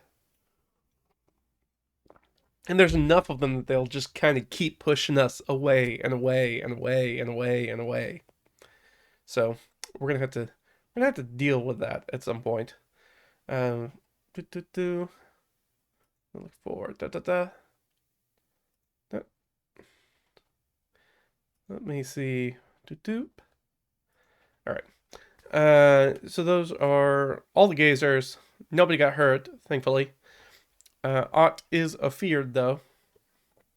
Is it to the end of their next turn? I assume. I think they all do that. Yeah. Yeah. Until the start of their next turn. So just a bunch of disadvantage, really. Well, she doesn't have a disadvantage. She just can't move closer. But she can still take 2 shots with her bow. She's going to miss with them, but she can take 2 shots with them. All right. I'm really going to rip through our arrow supply here. That's something I will be tracking for them. That's it for her. So Imbar is charmed, so Imbar does have disadvantage. And she can't move any closer, so she'll take another longbow shot. 9, 10, 11, 12, 13? I think she has a +4. I think that's still going to hit. Oh, yeah, she has a +6. Forgot. Yeah. So she will hit for 9 points. Regardless. Nice. And then Delg. Delg is pushed back. He will move up so he can be in range, so he's not taking disadvantage on his... Well, I mean, he'll take disadvantage anyways, but no more disadvantage on his shots. For distance, anyways. And he'll miss. I mean, we don't expect a lot out of combat for Delg. Delg's basically here to do healing. Right, as the barber surgeon, and he's not a combatant. Alright. Well, that is what it is. Back up to the top with Leah. So Leah got pushed back. She doesn't really need to go any forward, but if she doesn't go forward, they're going to start focusing on other people. So I think she will at least move forward, and then I think she's going to try to take out that gazer that's been hurt. That should do it. Come on. Yeah. Alright, so we're going to take out that one. And that's good. So now it is the gazer's turns. All these effects go away. Because it is their turn. And now they need to make some morale checks because they have lost over half of the initial 7. And they are under the number of the PCs. So their charisma is 7. So we're going to make 3 rolls.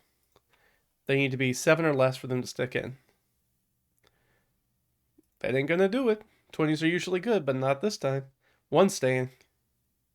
Just 1. All right, so 2 of these guys are going to bug out. We're going to head for the hills. So we'll just do a little... These guys are running. We can still take some pot shots at them if we need to, but they're fleeing. Whatever these little weird herd, little mob of gazers is. And 1 stays in. So 1 stays in. The closest person is Ott and Imbar. We'll do 1 against each.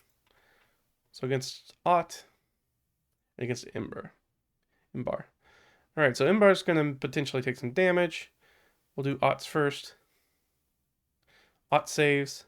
Imbar will not save. So Imbar's going to take some damage.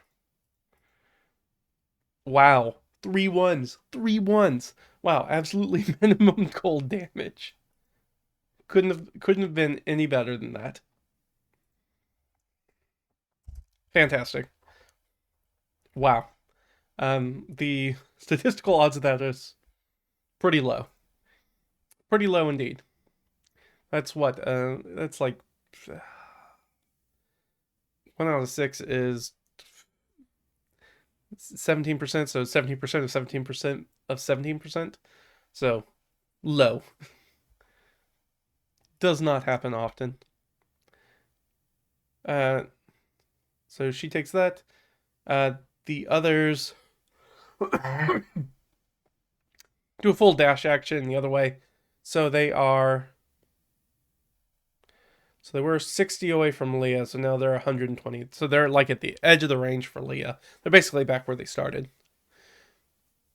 Edge of the range for Leah, but definitely within range for Nimbar for sure, because they're gonna be like 90 away. And they're fine. So Ott's gonna move up on. No, that's what she's gonna do. Okay, so Ott's gonna take 2 shots at the retreating ones while they're still in range. It's gonna hit with both of those. So 4. Wow. Okay. 7 points of total damage. Well, I thought she'd roll a little bit higher than that. And then she will move up so that way she can provide flanking on the one gazer that's still sort of engaged, while Imbar can walk in and finally get that advantage. Gonna hit. She's gonna do a whole bunch of damage. She's gonna do an 8 and then 2 6s and 9, 10, 11, 12. No, just 11. 9, 10, 11. Wow. Did not kill it. Incredibly poor damage rolls. But now, well, technically they're double up. They're around top of it. Delg can see that one that's right next to him. Will try to attack that one that's close. And finally hit. And kill Steel. That one gazer. So Leo will get a pot shot at one of the ones that's going away. She'll miss. Those guys are going to boogie out. At this point, they're going to basically leave the initiative. And the combat will be over. And everybody will come back. Now, what I want to do first is before we go check out what they were messing with, let's go ahead and we got to roll for these guys' arrows. Because she was already down on arrows. Okay, so she's okay on arrows. How about Imbar? How's Imbar? I didn't have one for Imbar. Let me do that. So she'd be carrying a d6 of arrows with her. Okay. And we don't need to roll ammunition for Delg because he's using a sling and you can find rocks on the ground. It's not that hard. That's the nice thing about having a sling is that you don't have to worry about the ammunition when you're tracking ammunition because you can pretty much always find a rock. So, perfect. We got that done. So now let's go check out what they were messing with. So we slowly sort of approach. We said they were sort of taking apart a vehicle. I'm gonna guess that's a wagon. Is it just one wagon? I think that's likely. So +3. No, it's actually multiple wagons. So let's do I don't know, 1d4 plus 1 wagons? Okay, so there are 4 wagons, or the remains of 4 wagons that they had sort of ripped apart. So we need to start making checks at this. So we're going to go ahead and so 4 wagon remains. Wagons or carts? Carts might make more sense. Are they carts? No, they're wagons. Okay. 4 wagon remains being destroyed by a pack of gazers. So we kind of push those guys away. We're checking these guys out.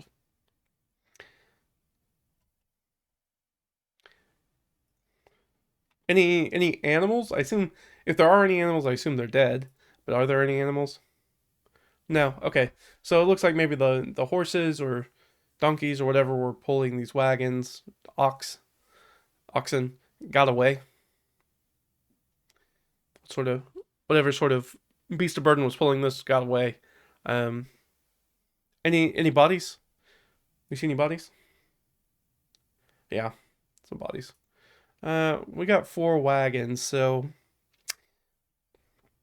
what makes sense for that? I assume probably a handful of bodies, probably around the outside. Um, let's say like 2d6 bodies. All right, so there's like 8 bodies around. That's quite a few. That's about right. That's 2 per wagon. That sounds about right.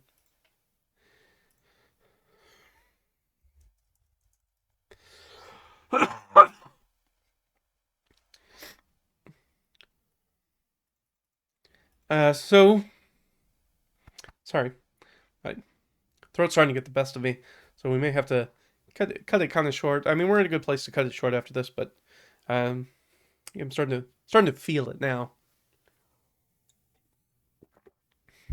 Let's get through this, and then we'll kind of knock it off, and we'll call it good enough for this session. So we've got 8 bodies. Can we tell? We're gonna kind of everybody's going to kind of split up and start looking things over. So we'll check these bodies. Who we're gonna let check the bodies? This seems like a. I think this is an. I think it's definitely a Delg thing, being the medicine person, saying making sure like there's not anybody that needs medical aid, and then I assume.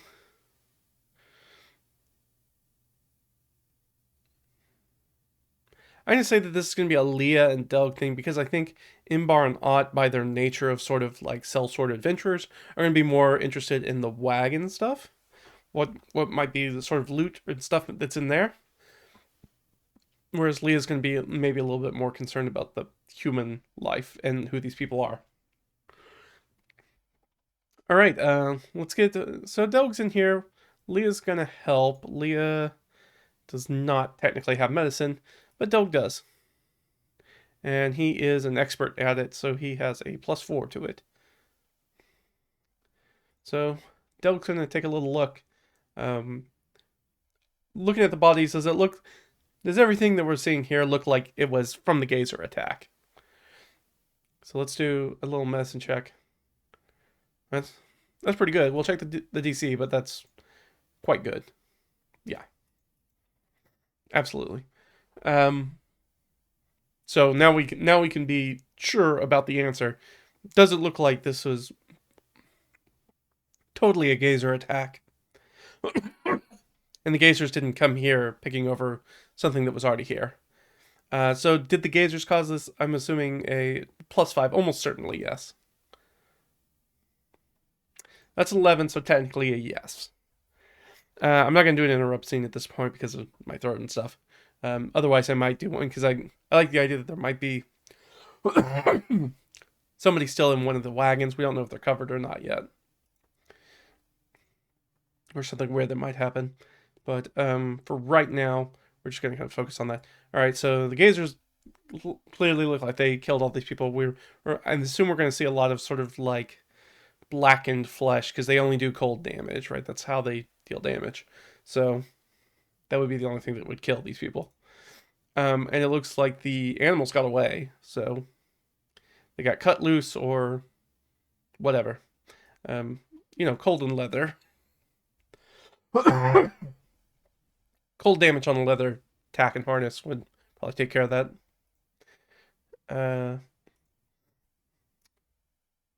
All right, so we've got 8 bodies, 4 wagons. What they killed.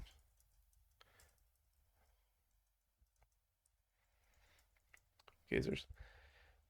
So can we determine maybe some sort of like organization for these people? Like, are they wearing insignias or any sort of insignias on anything, any writing, anything like that? So let's do. I'm gonna let Leah do this one. It's gonna be an investigation check, and she'll have advantage on it because she's got people helping her. Fat lot of good it does. That's her. So her investigation is pretty decent. So it's +5. So that's a 14. It's a 14. That might be high enough. It is. Okay.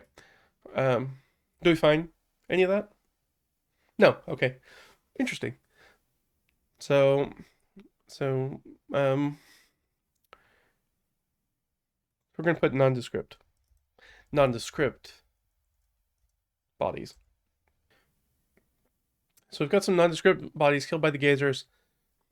The other two are gonna take care of looking at stuff that's in the wagons. So I think what this is gonna leave us with is it's gonna leave us with a lot of. I think we're gonna do quite a few treasure rolls. It's really what we're gonna end up doing because we still gotta do the ones from the kobold attack too. And that should leave us with quite a bit. So, how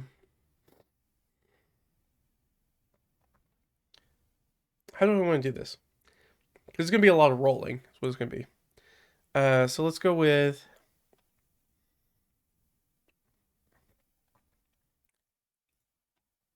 Is there any living thing here as we're going through here? So let's make that. I don't think so. I think the Gazers probably killed everything or everything else ran off. So I think it's highly unlikely. So -5. But is there anything living here? 10. That's going to be no.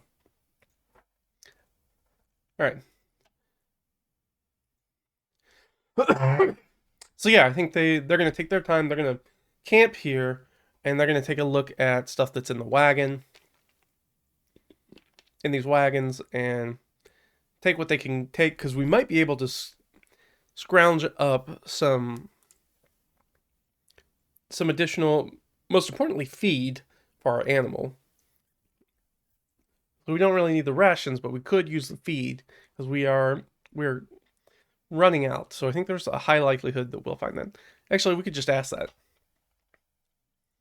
Do we find any feed? I think that's extremely likely. +5. Yeah, we found a buttload of feed. There's 4 wagons, so they've got to have oats and hay and stuff like that for these. So we're gonna get 1. Do we get all the way back up to a D8? Yeah. Oh. Excellent. I'm gonna go ahead and write that down. So we're gonna go from that 1d4 feed all the way back up to a d8. And let's just actually we'll end with the loot rolls, so let's just go ahead and do the rest of the rolls first. So let's do that con save. All right, we passed that. No problems there. Do our supply check. We just did the feed, so I'm not gonna worry about that. Rations. Rations are good. And we already did arrows. And that's a question. Is there any resupply arrows for Ott? Yes. Okay. So Ott found some arrows in there. Because I'm guessing that some of the people that we find were probably, if they're travelers, they probably got some sort of armaments on them, armaments.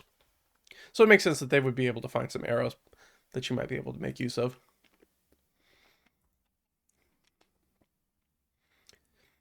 But it is kind of weird that there's no insignia. There's not like a guild insignia. There's not like a house insignia from like some sort of nobility crest. Nothing like that. So we don't know who the heck these people are. And we don't know what they're carrying. So we're gonna have to investigate those wagons. So let's go ahead and do that. So we've got 4 wagons. So we've got 8 nondescript bodies. We'll go wagon 1, wagon 2, Wagon 3 and wagon 4. Like I said, I think there's going to be, because I think we're going to have to check all of these to see. There might be traps in here. We don't know that. I think it's probably less likely now. Now that the gazers have been blasting it with rays, but there might be a trap that hasn't gone off, especially if there's a strong box or something in there. Let's just do the random encounter roll, get it out of the way for the day. Okay, so we're good. This is going to be the end of the day. It's going to be the end of our session as well. We're just going to be doing a bunch of rolls because we need to do.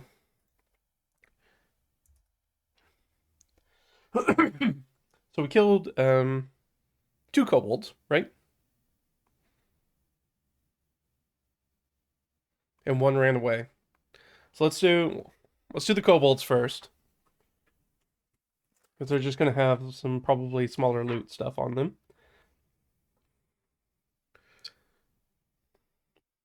And I've got these, my handy dandy DM binder, some random roll tables. So let's see what we're gonna get.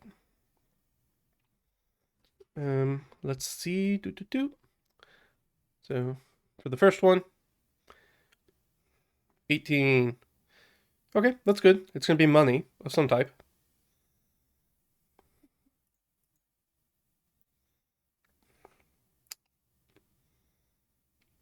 All right, so we got 7 silver pieces.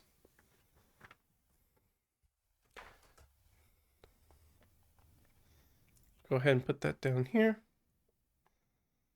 So 0.70G. It just helps it make it a little bit easier. And then what else we got?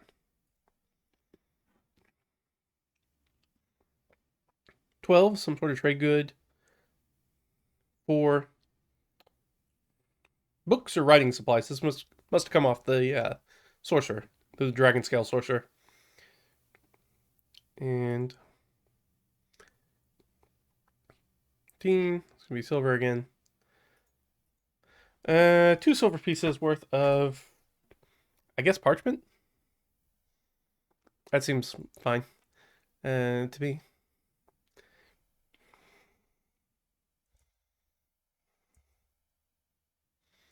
0.20 G worth of parchment. But that's going to be blank parchment. I'm going to go ahead and put that down there. And then later what I'll need to do is transfer this down to the actual treasure area. But I like to keep it here for right now so we know where that treasure came from. Especially when I'm doing the recaps. All right, we got a bunch of bodies. So bodies are going to do very similar thing. I'm going to pull this a little bit closer. I got a little side table here. Come here, side table. There we go. Just so I can make it a little bit easier to look at while we're doing it.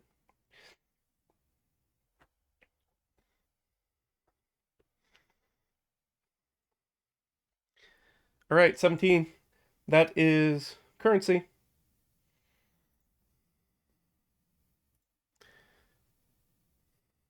That's not right. It used to be that. 11.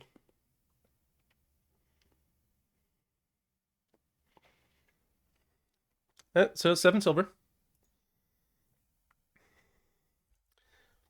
Right. Those of you who are familiar watching this know that we come across a lot of small loot, a lot of small monies. 7. Ooh, pocket contents. 4 and 2.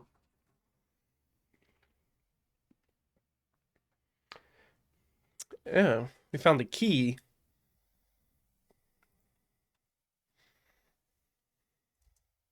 So we found the key. So hopefully that maybe goes to a strong box or something that's in the wagon. Hopefully we can identify what that goes to.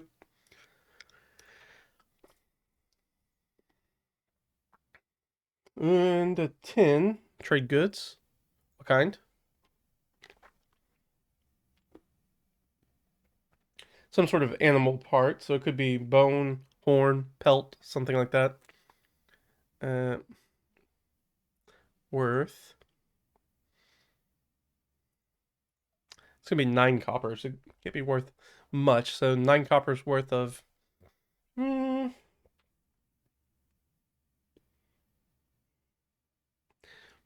I can say beeswax, like a little nub of like beeswax is probably used to like waterproof stuff.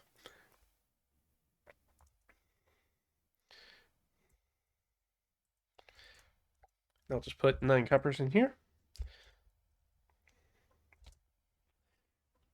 Has more practical application than actually trying to resell it for any reason.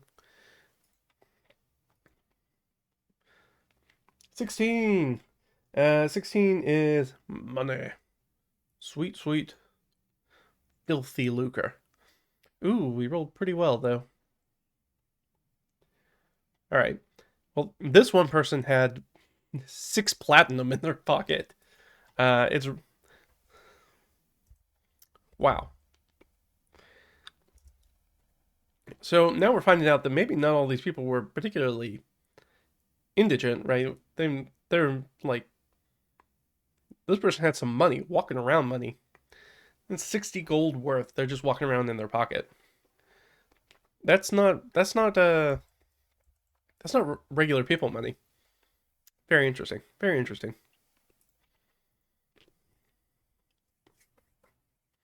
10. So more trade goods. Some sort of art or decoration. Which could include jewelry.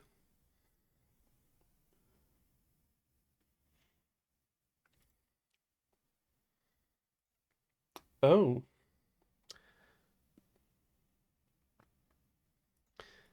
Alright, so something worth about 7 gold. I'm gonna say it's uh like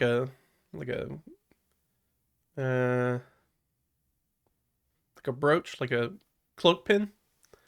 Do that cloak pin.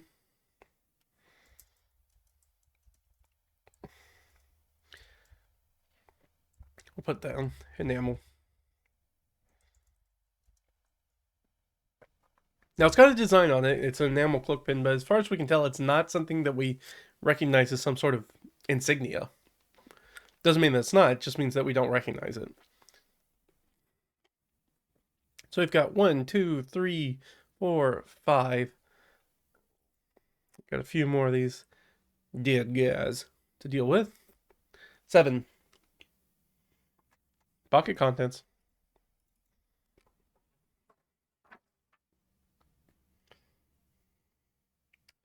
Ooh, interesting. Uh,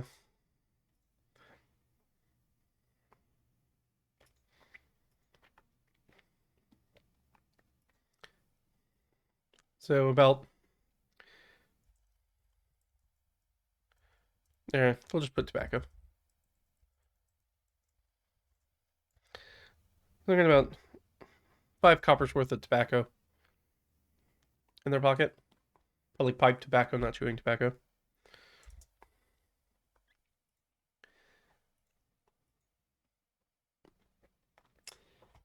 9.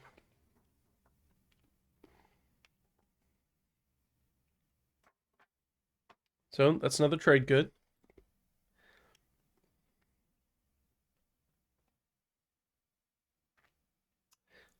Well, this is going to be interesting because 14 is livestock. Well, we already confirmed there's nothing living. Though we could double check that. But livestock worth what? Because I think the smallest amount like livestock you can get is chicken, which is not super cheap, I don't think. Hmm? So something worth 2 silver pieces. I do actually have some of the trade goods in here.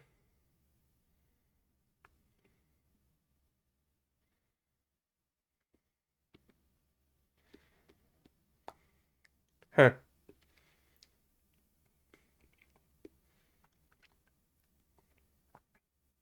Yeah, we can do that. That's fine. Let's confirm these chickens are dead. Because a chicken only costs 2 copper, which seems really low. That seems really low, because a goat is a gold.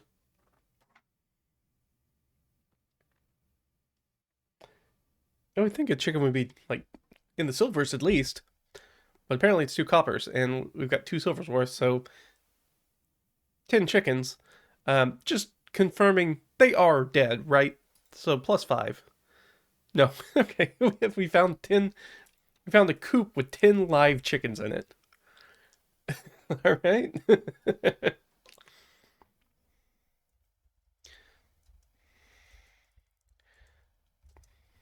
How many do we have? 3, 4, 5, 6, 7, 8. All right, so we've got one more. Big reveal is I don't know how we were going to find that on a person. That doesn't actually make any sense, does it? The rest of this does, but that coop doesn't. You know what? I'm going to re-roll that because that coop doesn't make any sense for a person. Unless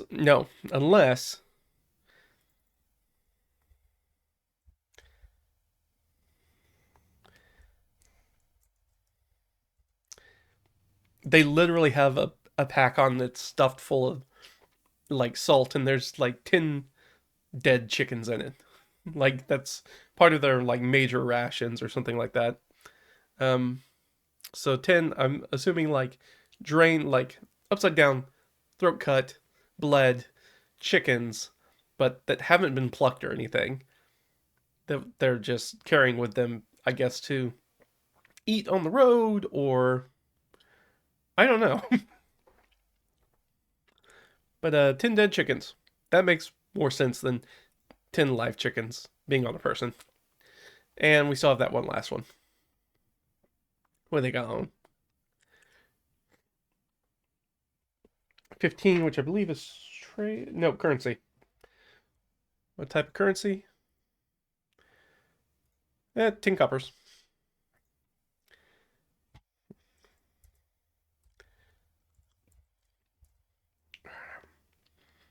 Hold on.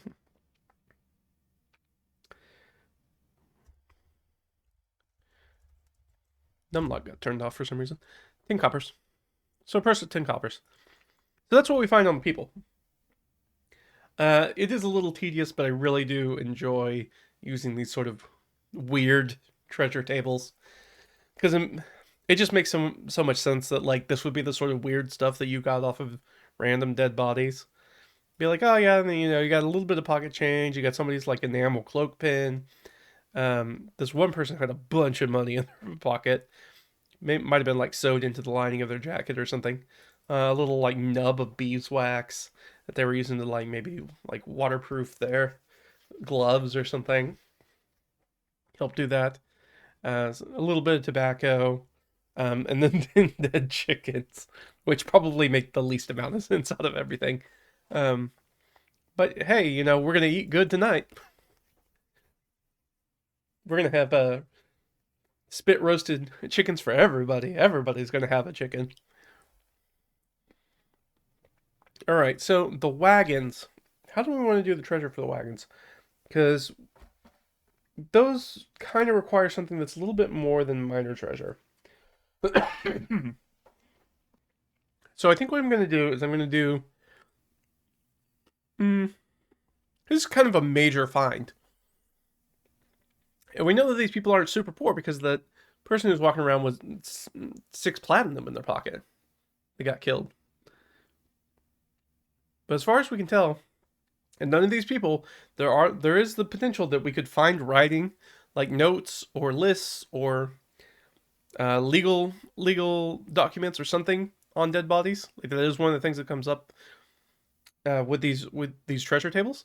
We did not find any of those things. So these people are traveling, but they're kind of weird that they don't have any documentation. They don't have anything that shows who they are. And they seem to have at least a little bit of money attached to them. So I'm guessing that these wagons might have something actually worth a crap in them. So I think what I'm going to do, including that key, so we got a key that goes to something. Hopefully it goes to something that's in one of these wagons. So I think what I'm going to do is, it's actually in my dungeon creation, in my infinite dungeon document. I know I've talked about this before, but these sort of things that you run, that's sort of like a geomorph. Obviously not the focus here, but it's a geomorph thing, so you can kind of run an infinite dungeon out of it. Anyways, it's got dungeon creation stuff on the back of it. And one of them talks about treasure statuses. So I think what I'm going to do is, so we have a, you know, I don't think I'm going to do this wagon by wagon. Maybe I will. Let's see how it shakes out. We'll start with it, because the DC is only 9, so the DC is really low for the scene. We kind of use a scene generic DC. And so I'm going to kind of have her do investigation checks until she fails. And that will determine how many things she finds. The problem is that her investigation is quite good. Because it's a +5. So she has to roll a 3 or lower.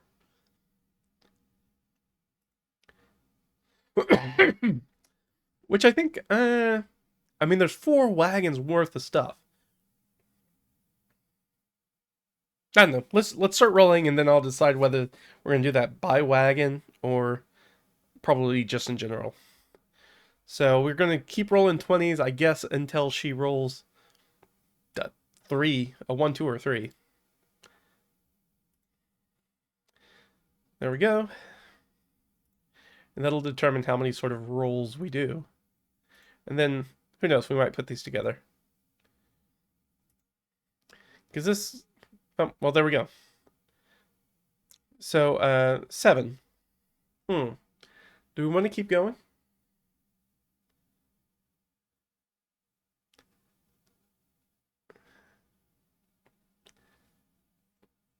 No, I think the 7 feels good. I'm alright with 7. And then I think I'll do maybe some advantages or other things. Actually, what I might do is I might actually just upgrade her. Upgrade, because the way that we roll for the minor treasures is banded by the adventure tier that the characters are in. So obviously we're in the bottom rank because we're still level 3. So what I might do is I might actually bump us up into the next one, so that'll give us more ability to come across some more interesting stuff. So we're gonna have 7. So we're gonna have, and so we'll just do that. 1, 2, 3, 4, 5, 6, and 7. So these are gonna be the things that we're gonna end up finding. So I brought out these guys because one of the things that it has in it talks about the where you find treasure, which will kind of give us some insight. And so these are all, this is sort of like a little D6. Let's just roll some D6. So we got 7. 1, 2, 3.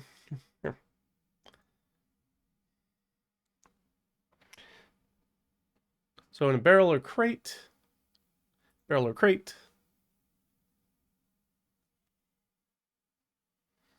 a sack.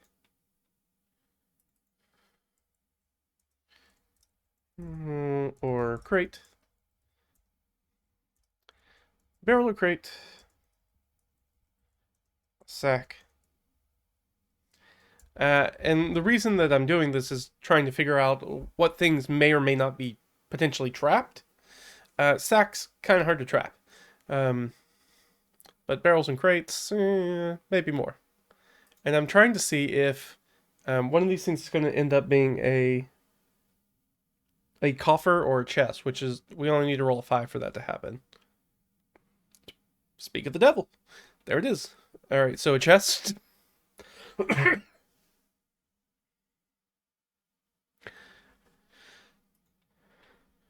So we'll go down here, chest, and then this is going to be sort of like a clay, not a jug, but some sort of big pot, I guess. Clay or frankly probably a stone like a crock. And then let's do 2 more. That'll knock us out. Okay, same thing again. And the first one is just loose. So if you roll a 1, things are just loose.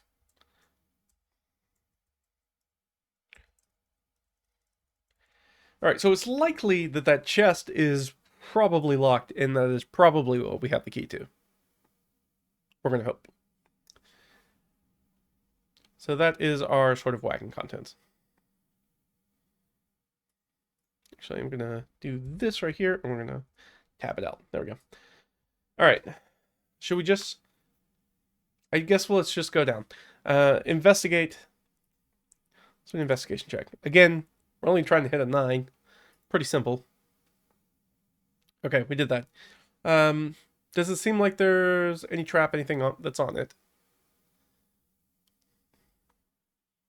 9. No, doesn't seem like it. We're pretty certain that's key. All right, so this first one, like I said, we're gonna take the minor treasures.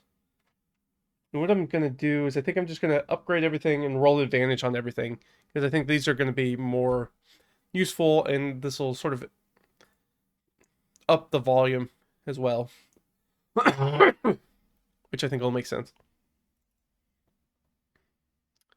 Alright, so it could be either currency or pocket contents. I think we're going to go with currency.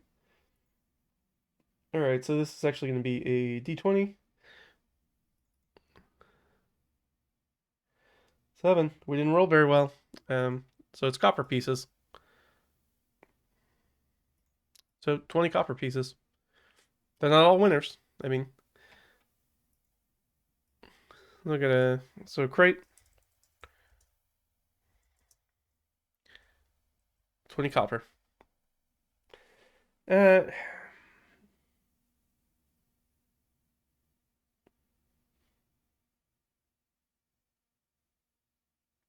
trying to decide whether I want to up those amounts more.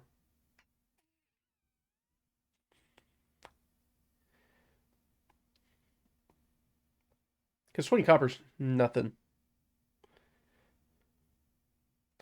And I'm trying to figure out, does that make sense to, in-world sense, to have like a, even if it's a smallish box or crate, to keep that amount of coinage in there.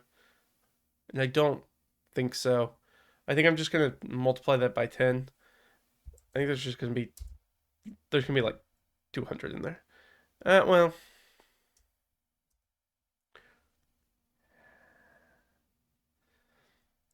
no, we'll just leave it. We're doing okay on money. We don't need to worry that much about money. All right. So same thing again. Let's give ourselves, basically giving ourselves advantage on all of these rolls. 3 or 7. Those are pocket contents. I'm gonna roll those again because I don't think those. Well, no, pocket contents could be okay. I can just roll pocket contents and take the better that I like of it. And then just go back. 6 and 3. That would be some sort of directions. And 1.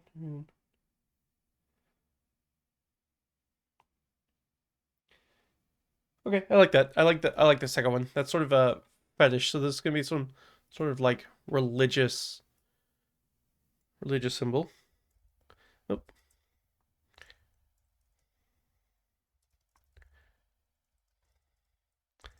And let's figure out what that religious symbol is worth.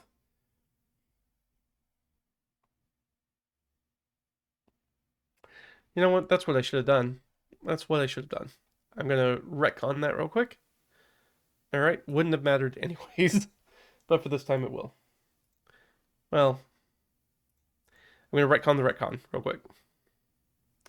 10. That would make more sense. Actually, that's exactly what I ended up with. Doesn't really matter. All right, for this one.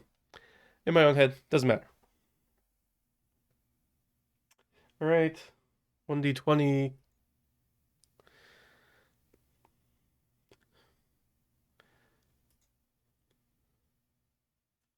Worth about 16 gold.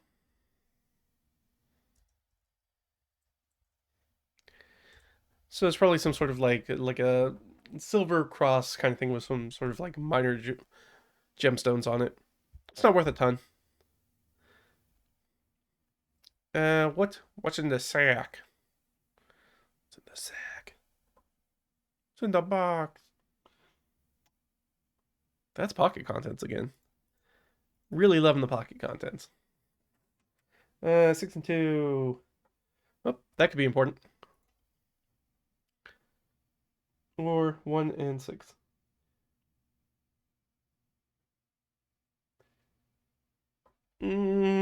All right, so I rolled. It could either be some sort of weapons, or it could be a contract.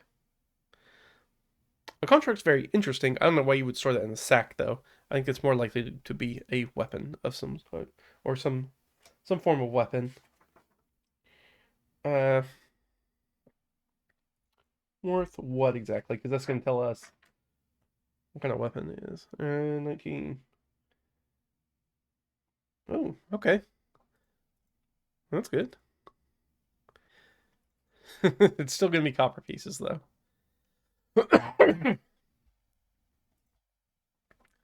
57. So something worth about 50 copper pieces, which is nothing as far as weapons are concerned. Trying to think of what that could actually even be. So it's something worth about 5 silver, which is almost nothing as far as weapons are concerned. Yeah, that really is nothing. Um, I think instead I'm just going to. I was going to say let's just pick a martial weapon, but I feel like if there were weapons, I would have probably used them unless they were transporting weapons, but we're not. It's not going to be worth enough that it's going to be worthwhile. Um,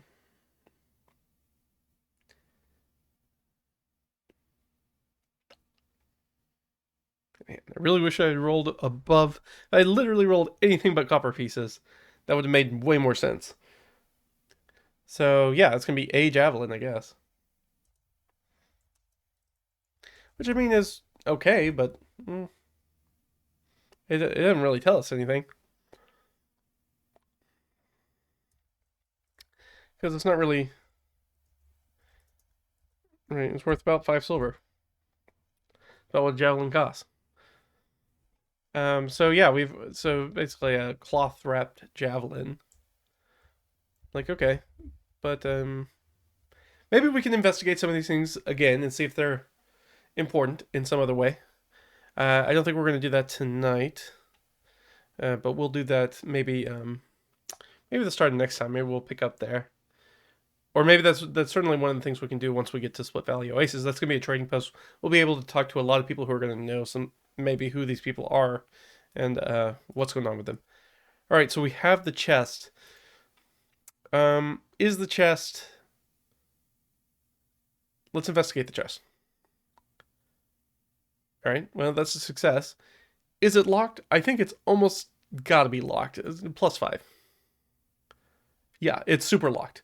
Um, Locked, and that's good that we have the key because, or what is probably the key, because there is, we don't have anybody that can unlock locks.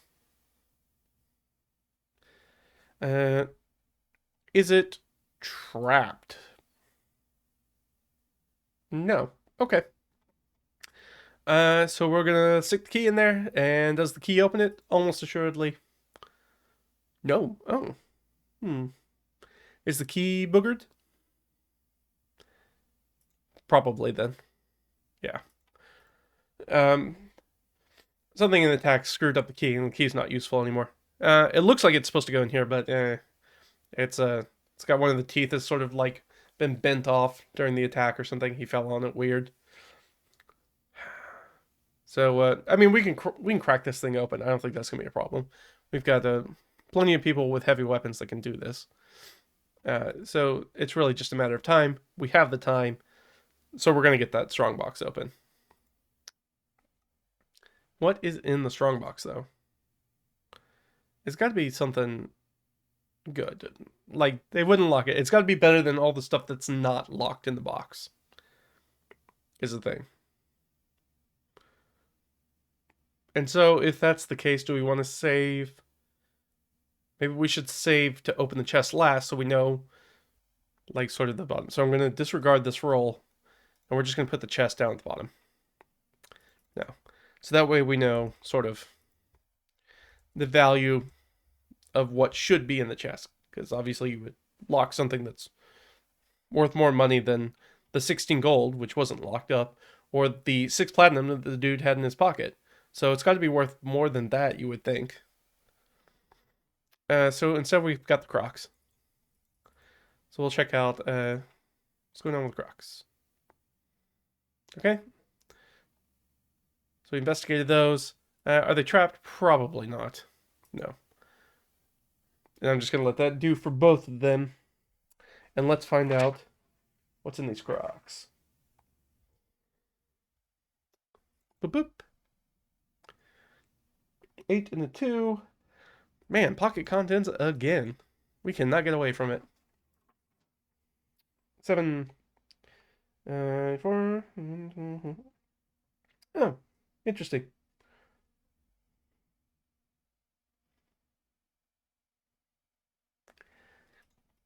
Since we're using this table, do I want to do that? Yeah. Let's keep doing it the way we've been doing it.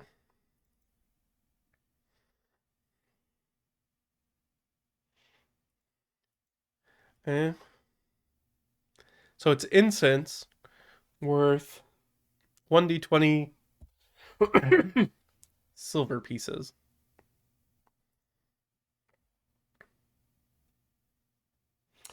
That's not much. 4 silver pieces worth of incense. Aye. All right.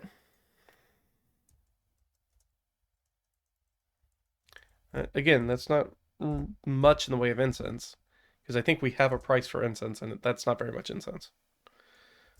And what's in our other one? Again, this is really supposed to be. I might need to look at getting another sort of major treasure table, because these minor treasure tables are really supposed to be for like stuff that you're gonna find in random encounters. Now, granted, this is a random encounter, but you can kind of see how it doesn't always mesh really well with something like trying to like loot a room or wagons or stuff like that should have some larger stuff. Now, we can always assume that there are other things in here, but they're not things that we can take with them because we can't use the wagons.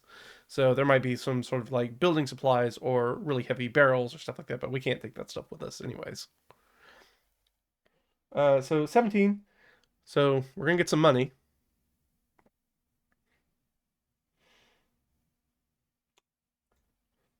Ooh, 1d20 copper pieces. Man, 9 copper. Like, you have to be like, why would there be just 9 random copper in some of these things? Which kind of gives us the impression that this thing was maybe previously looted. But, and the next thing is we're just going to find some loose stuff. Stuff that's just on the floor. Trade goods.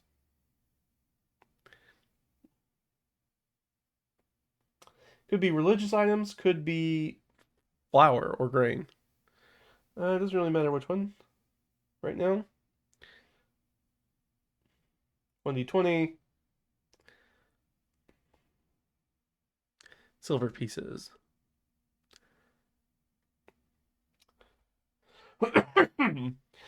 So 18 silver worth of...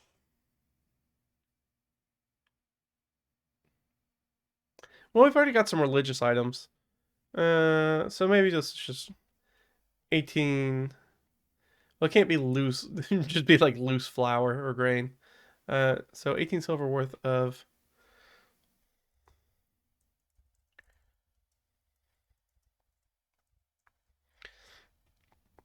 So it looks like maybe this was clearly some sort of like religious affiliated something, right? We don't know too much. Right, we've got incense, we've got loose religious items, we've got the religious symbol, uh, we've got maybe that's what the enamel cloak pin is that we can't really identify. What we do know for sure is that it's not related to the cult of Narimano because we know what their iconography looks like, what their symbols look like. So it's not them, and it must not be a well-established one or one that we would know right offhand. So it's got to be something else. So very interesting. And we've got our chest. So we've got it. We've got the chest open. It's got to be worth. It's got to be worth more than anything else in here. So it's got to be worth more than probably. I'd say worth more than 6 platinum just right off the top. Whatever's going to be in here. So we're going to use that to inform what they would actually lock in a chest. Because they didn't lock 6 platinum in a chest. Or some of these other sort of like religious items, which seem to be, I mean, they're kind of chintzy, right? They're not super embellished. They're not worth a ton of money. But what's in here? That's what I was looking for. That's what I was hoping we'd roll at some point. So a 19 or 20 on the sort of like minor treasure chart is a magic item. So that's there's a magic item in there. So,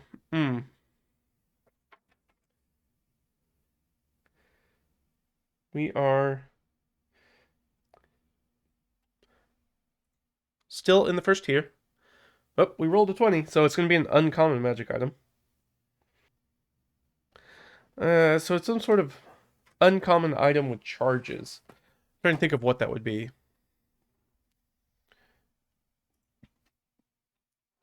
With uncommon, uncommon item, which means it's probably. And we can look this up real quick. Do 100. Yep. There we go.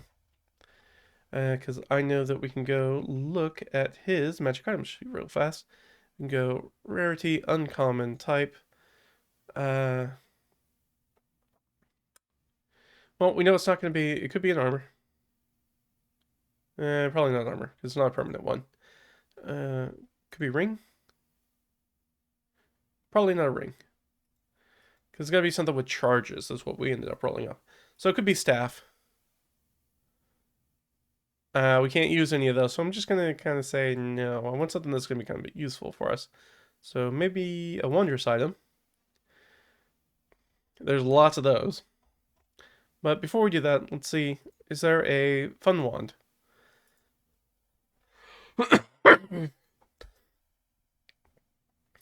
Wand of the War Mage would be quite nice.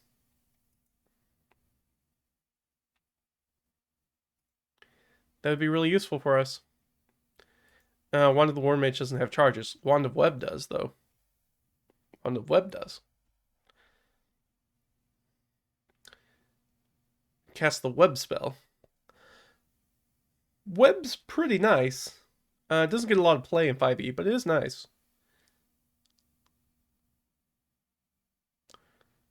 Wand of Secrets is fun.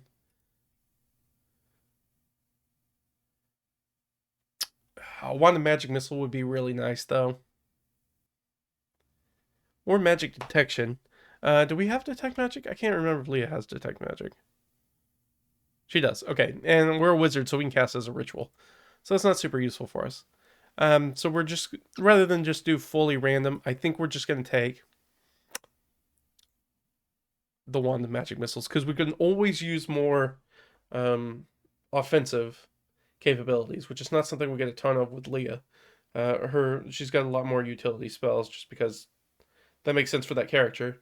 So it would be nice to have a wand like this that she could, without really thinking about it, be able to cast Magic Missile multiple times a day.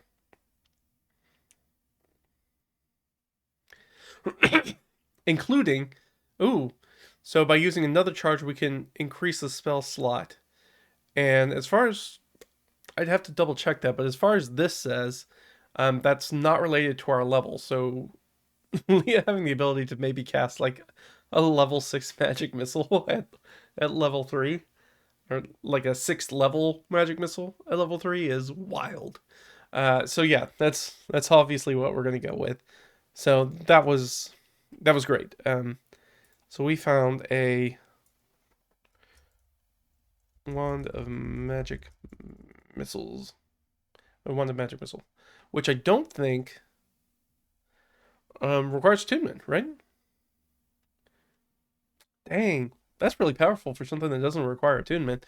That you can blow a 6th level spell on, because that would do. Let's see, 2, 3, 4, 5, 6, 8d4 plus 8 damage. Woof, woof, woof. That's really good. That's what 6 times 4, so about 24 points of damage, which is not wild, but it is guaranteed damage for free, basically, once a day if we wanted to. But really, we'd probably only use like the 1st or 2nd level most of the time. But yeah, I think that's going to be it for us. This is really interesting.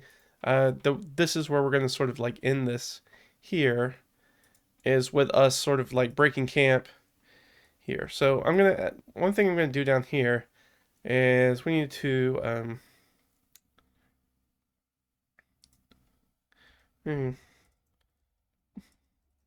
so let's ask about the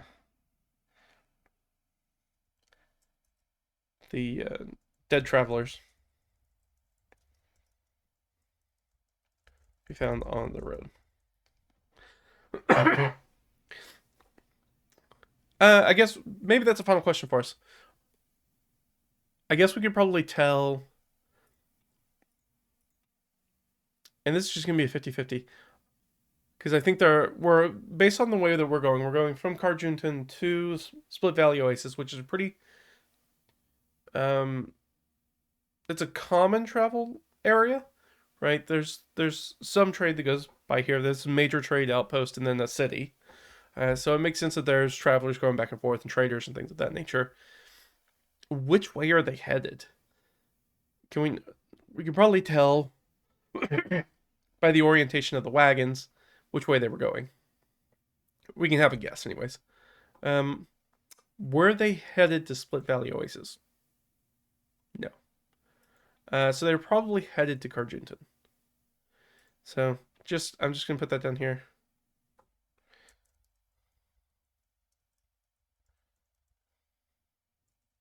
And I'll put down here question mark. Because it doesn't, like, if they got attacked, the wagons could be going in any sort of direction, trying to wherever they were trying to go. Once shit hits the fan, you don't really know. But we kind of assume that they were probably on their way to Carjunton, because it looks like their wagons are pointed more in that direction than towards Split Valley Oasis in the trading post. So that is what we're going to assume, at least for the time. And we made it through the first half of our overland travel. Bit of a doozy. We did all this. We did these guys already. So we made it halfway through. It was rocky first week of travel, right? Lots of stuff came across a lot of things. Some of it good, some of it not so great. We're going to find out more about, maybe we'll find out more about that kobold. I'm not sure yet. Might be able to talk to him. We're not going to be able to take him into town, obviously, but we can't take Rimefire into town anyways. So at least Rimefire's not alone. He's going to at least have sort of a bodyguard, and that kobold dragon shield is no slouch. Even if they run across Norcruth, he's gonna give Norcruth a run for his money. Might end up taking care of that problem for us instead. But this is where I'm gonna call it. Thanks for hanging out with me. A lot of fun. Really didn't know where it was gonna go. Always a blast.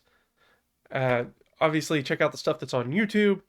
You can check out the blog. We're finishing up a blog post, hopefully going to be up in the not too distant future, so watch out for that. That's redraggedfiend.com. Other things, follow me online. You can find me on Reddit, Twitter, etc.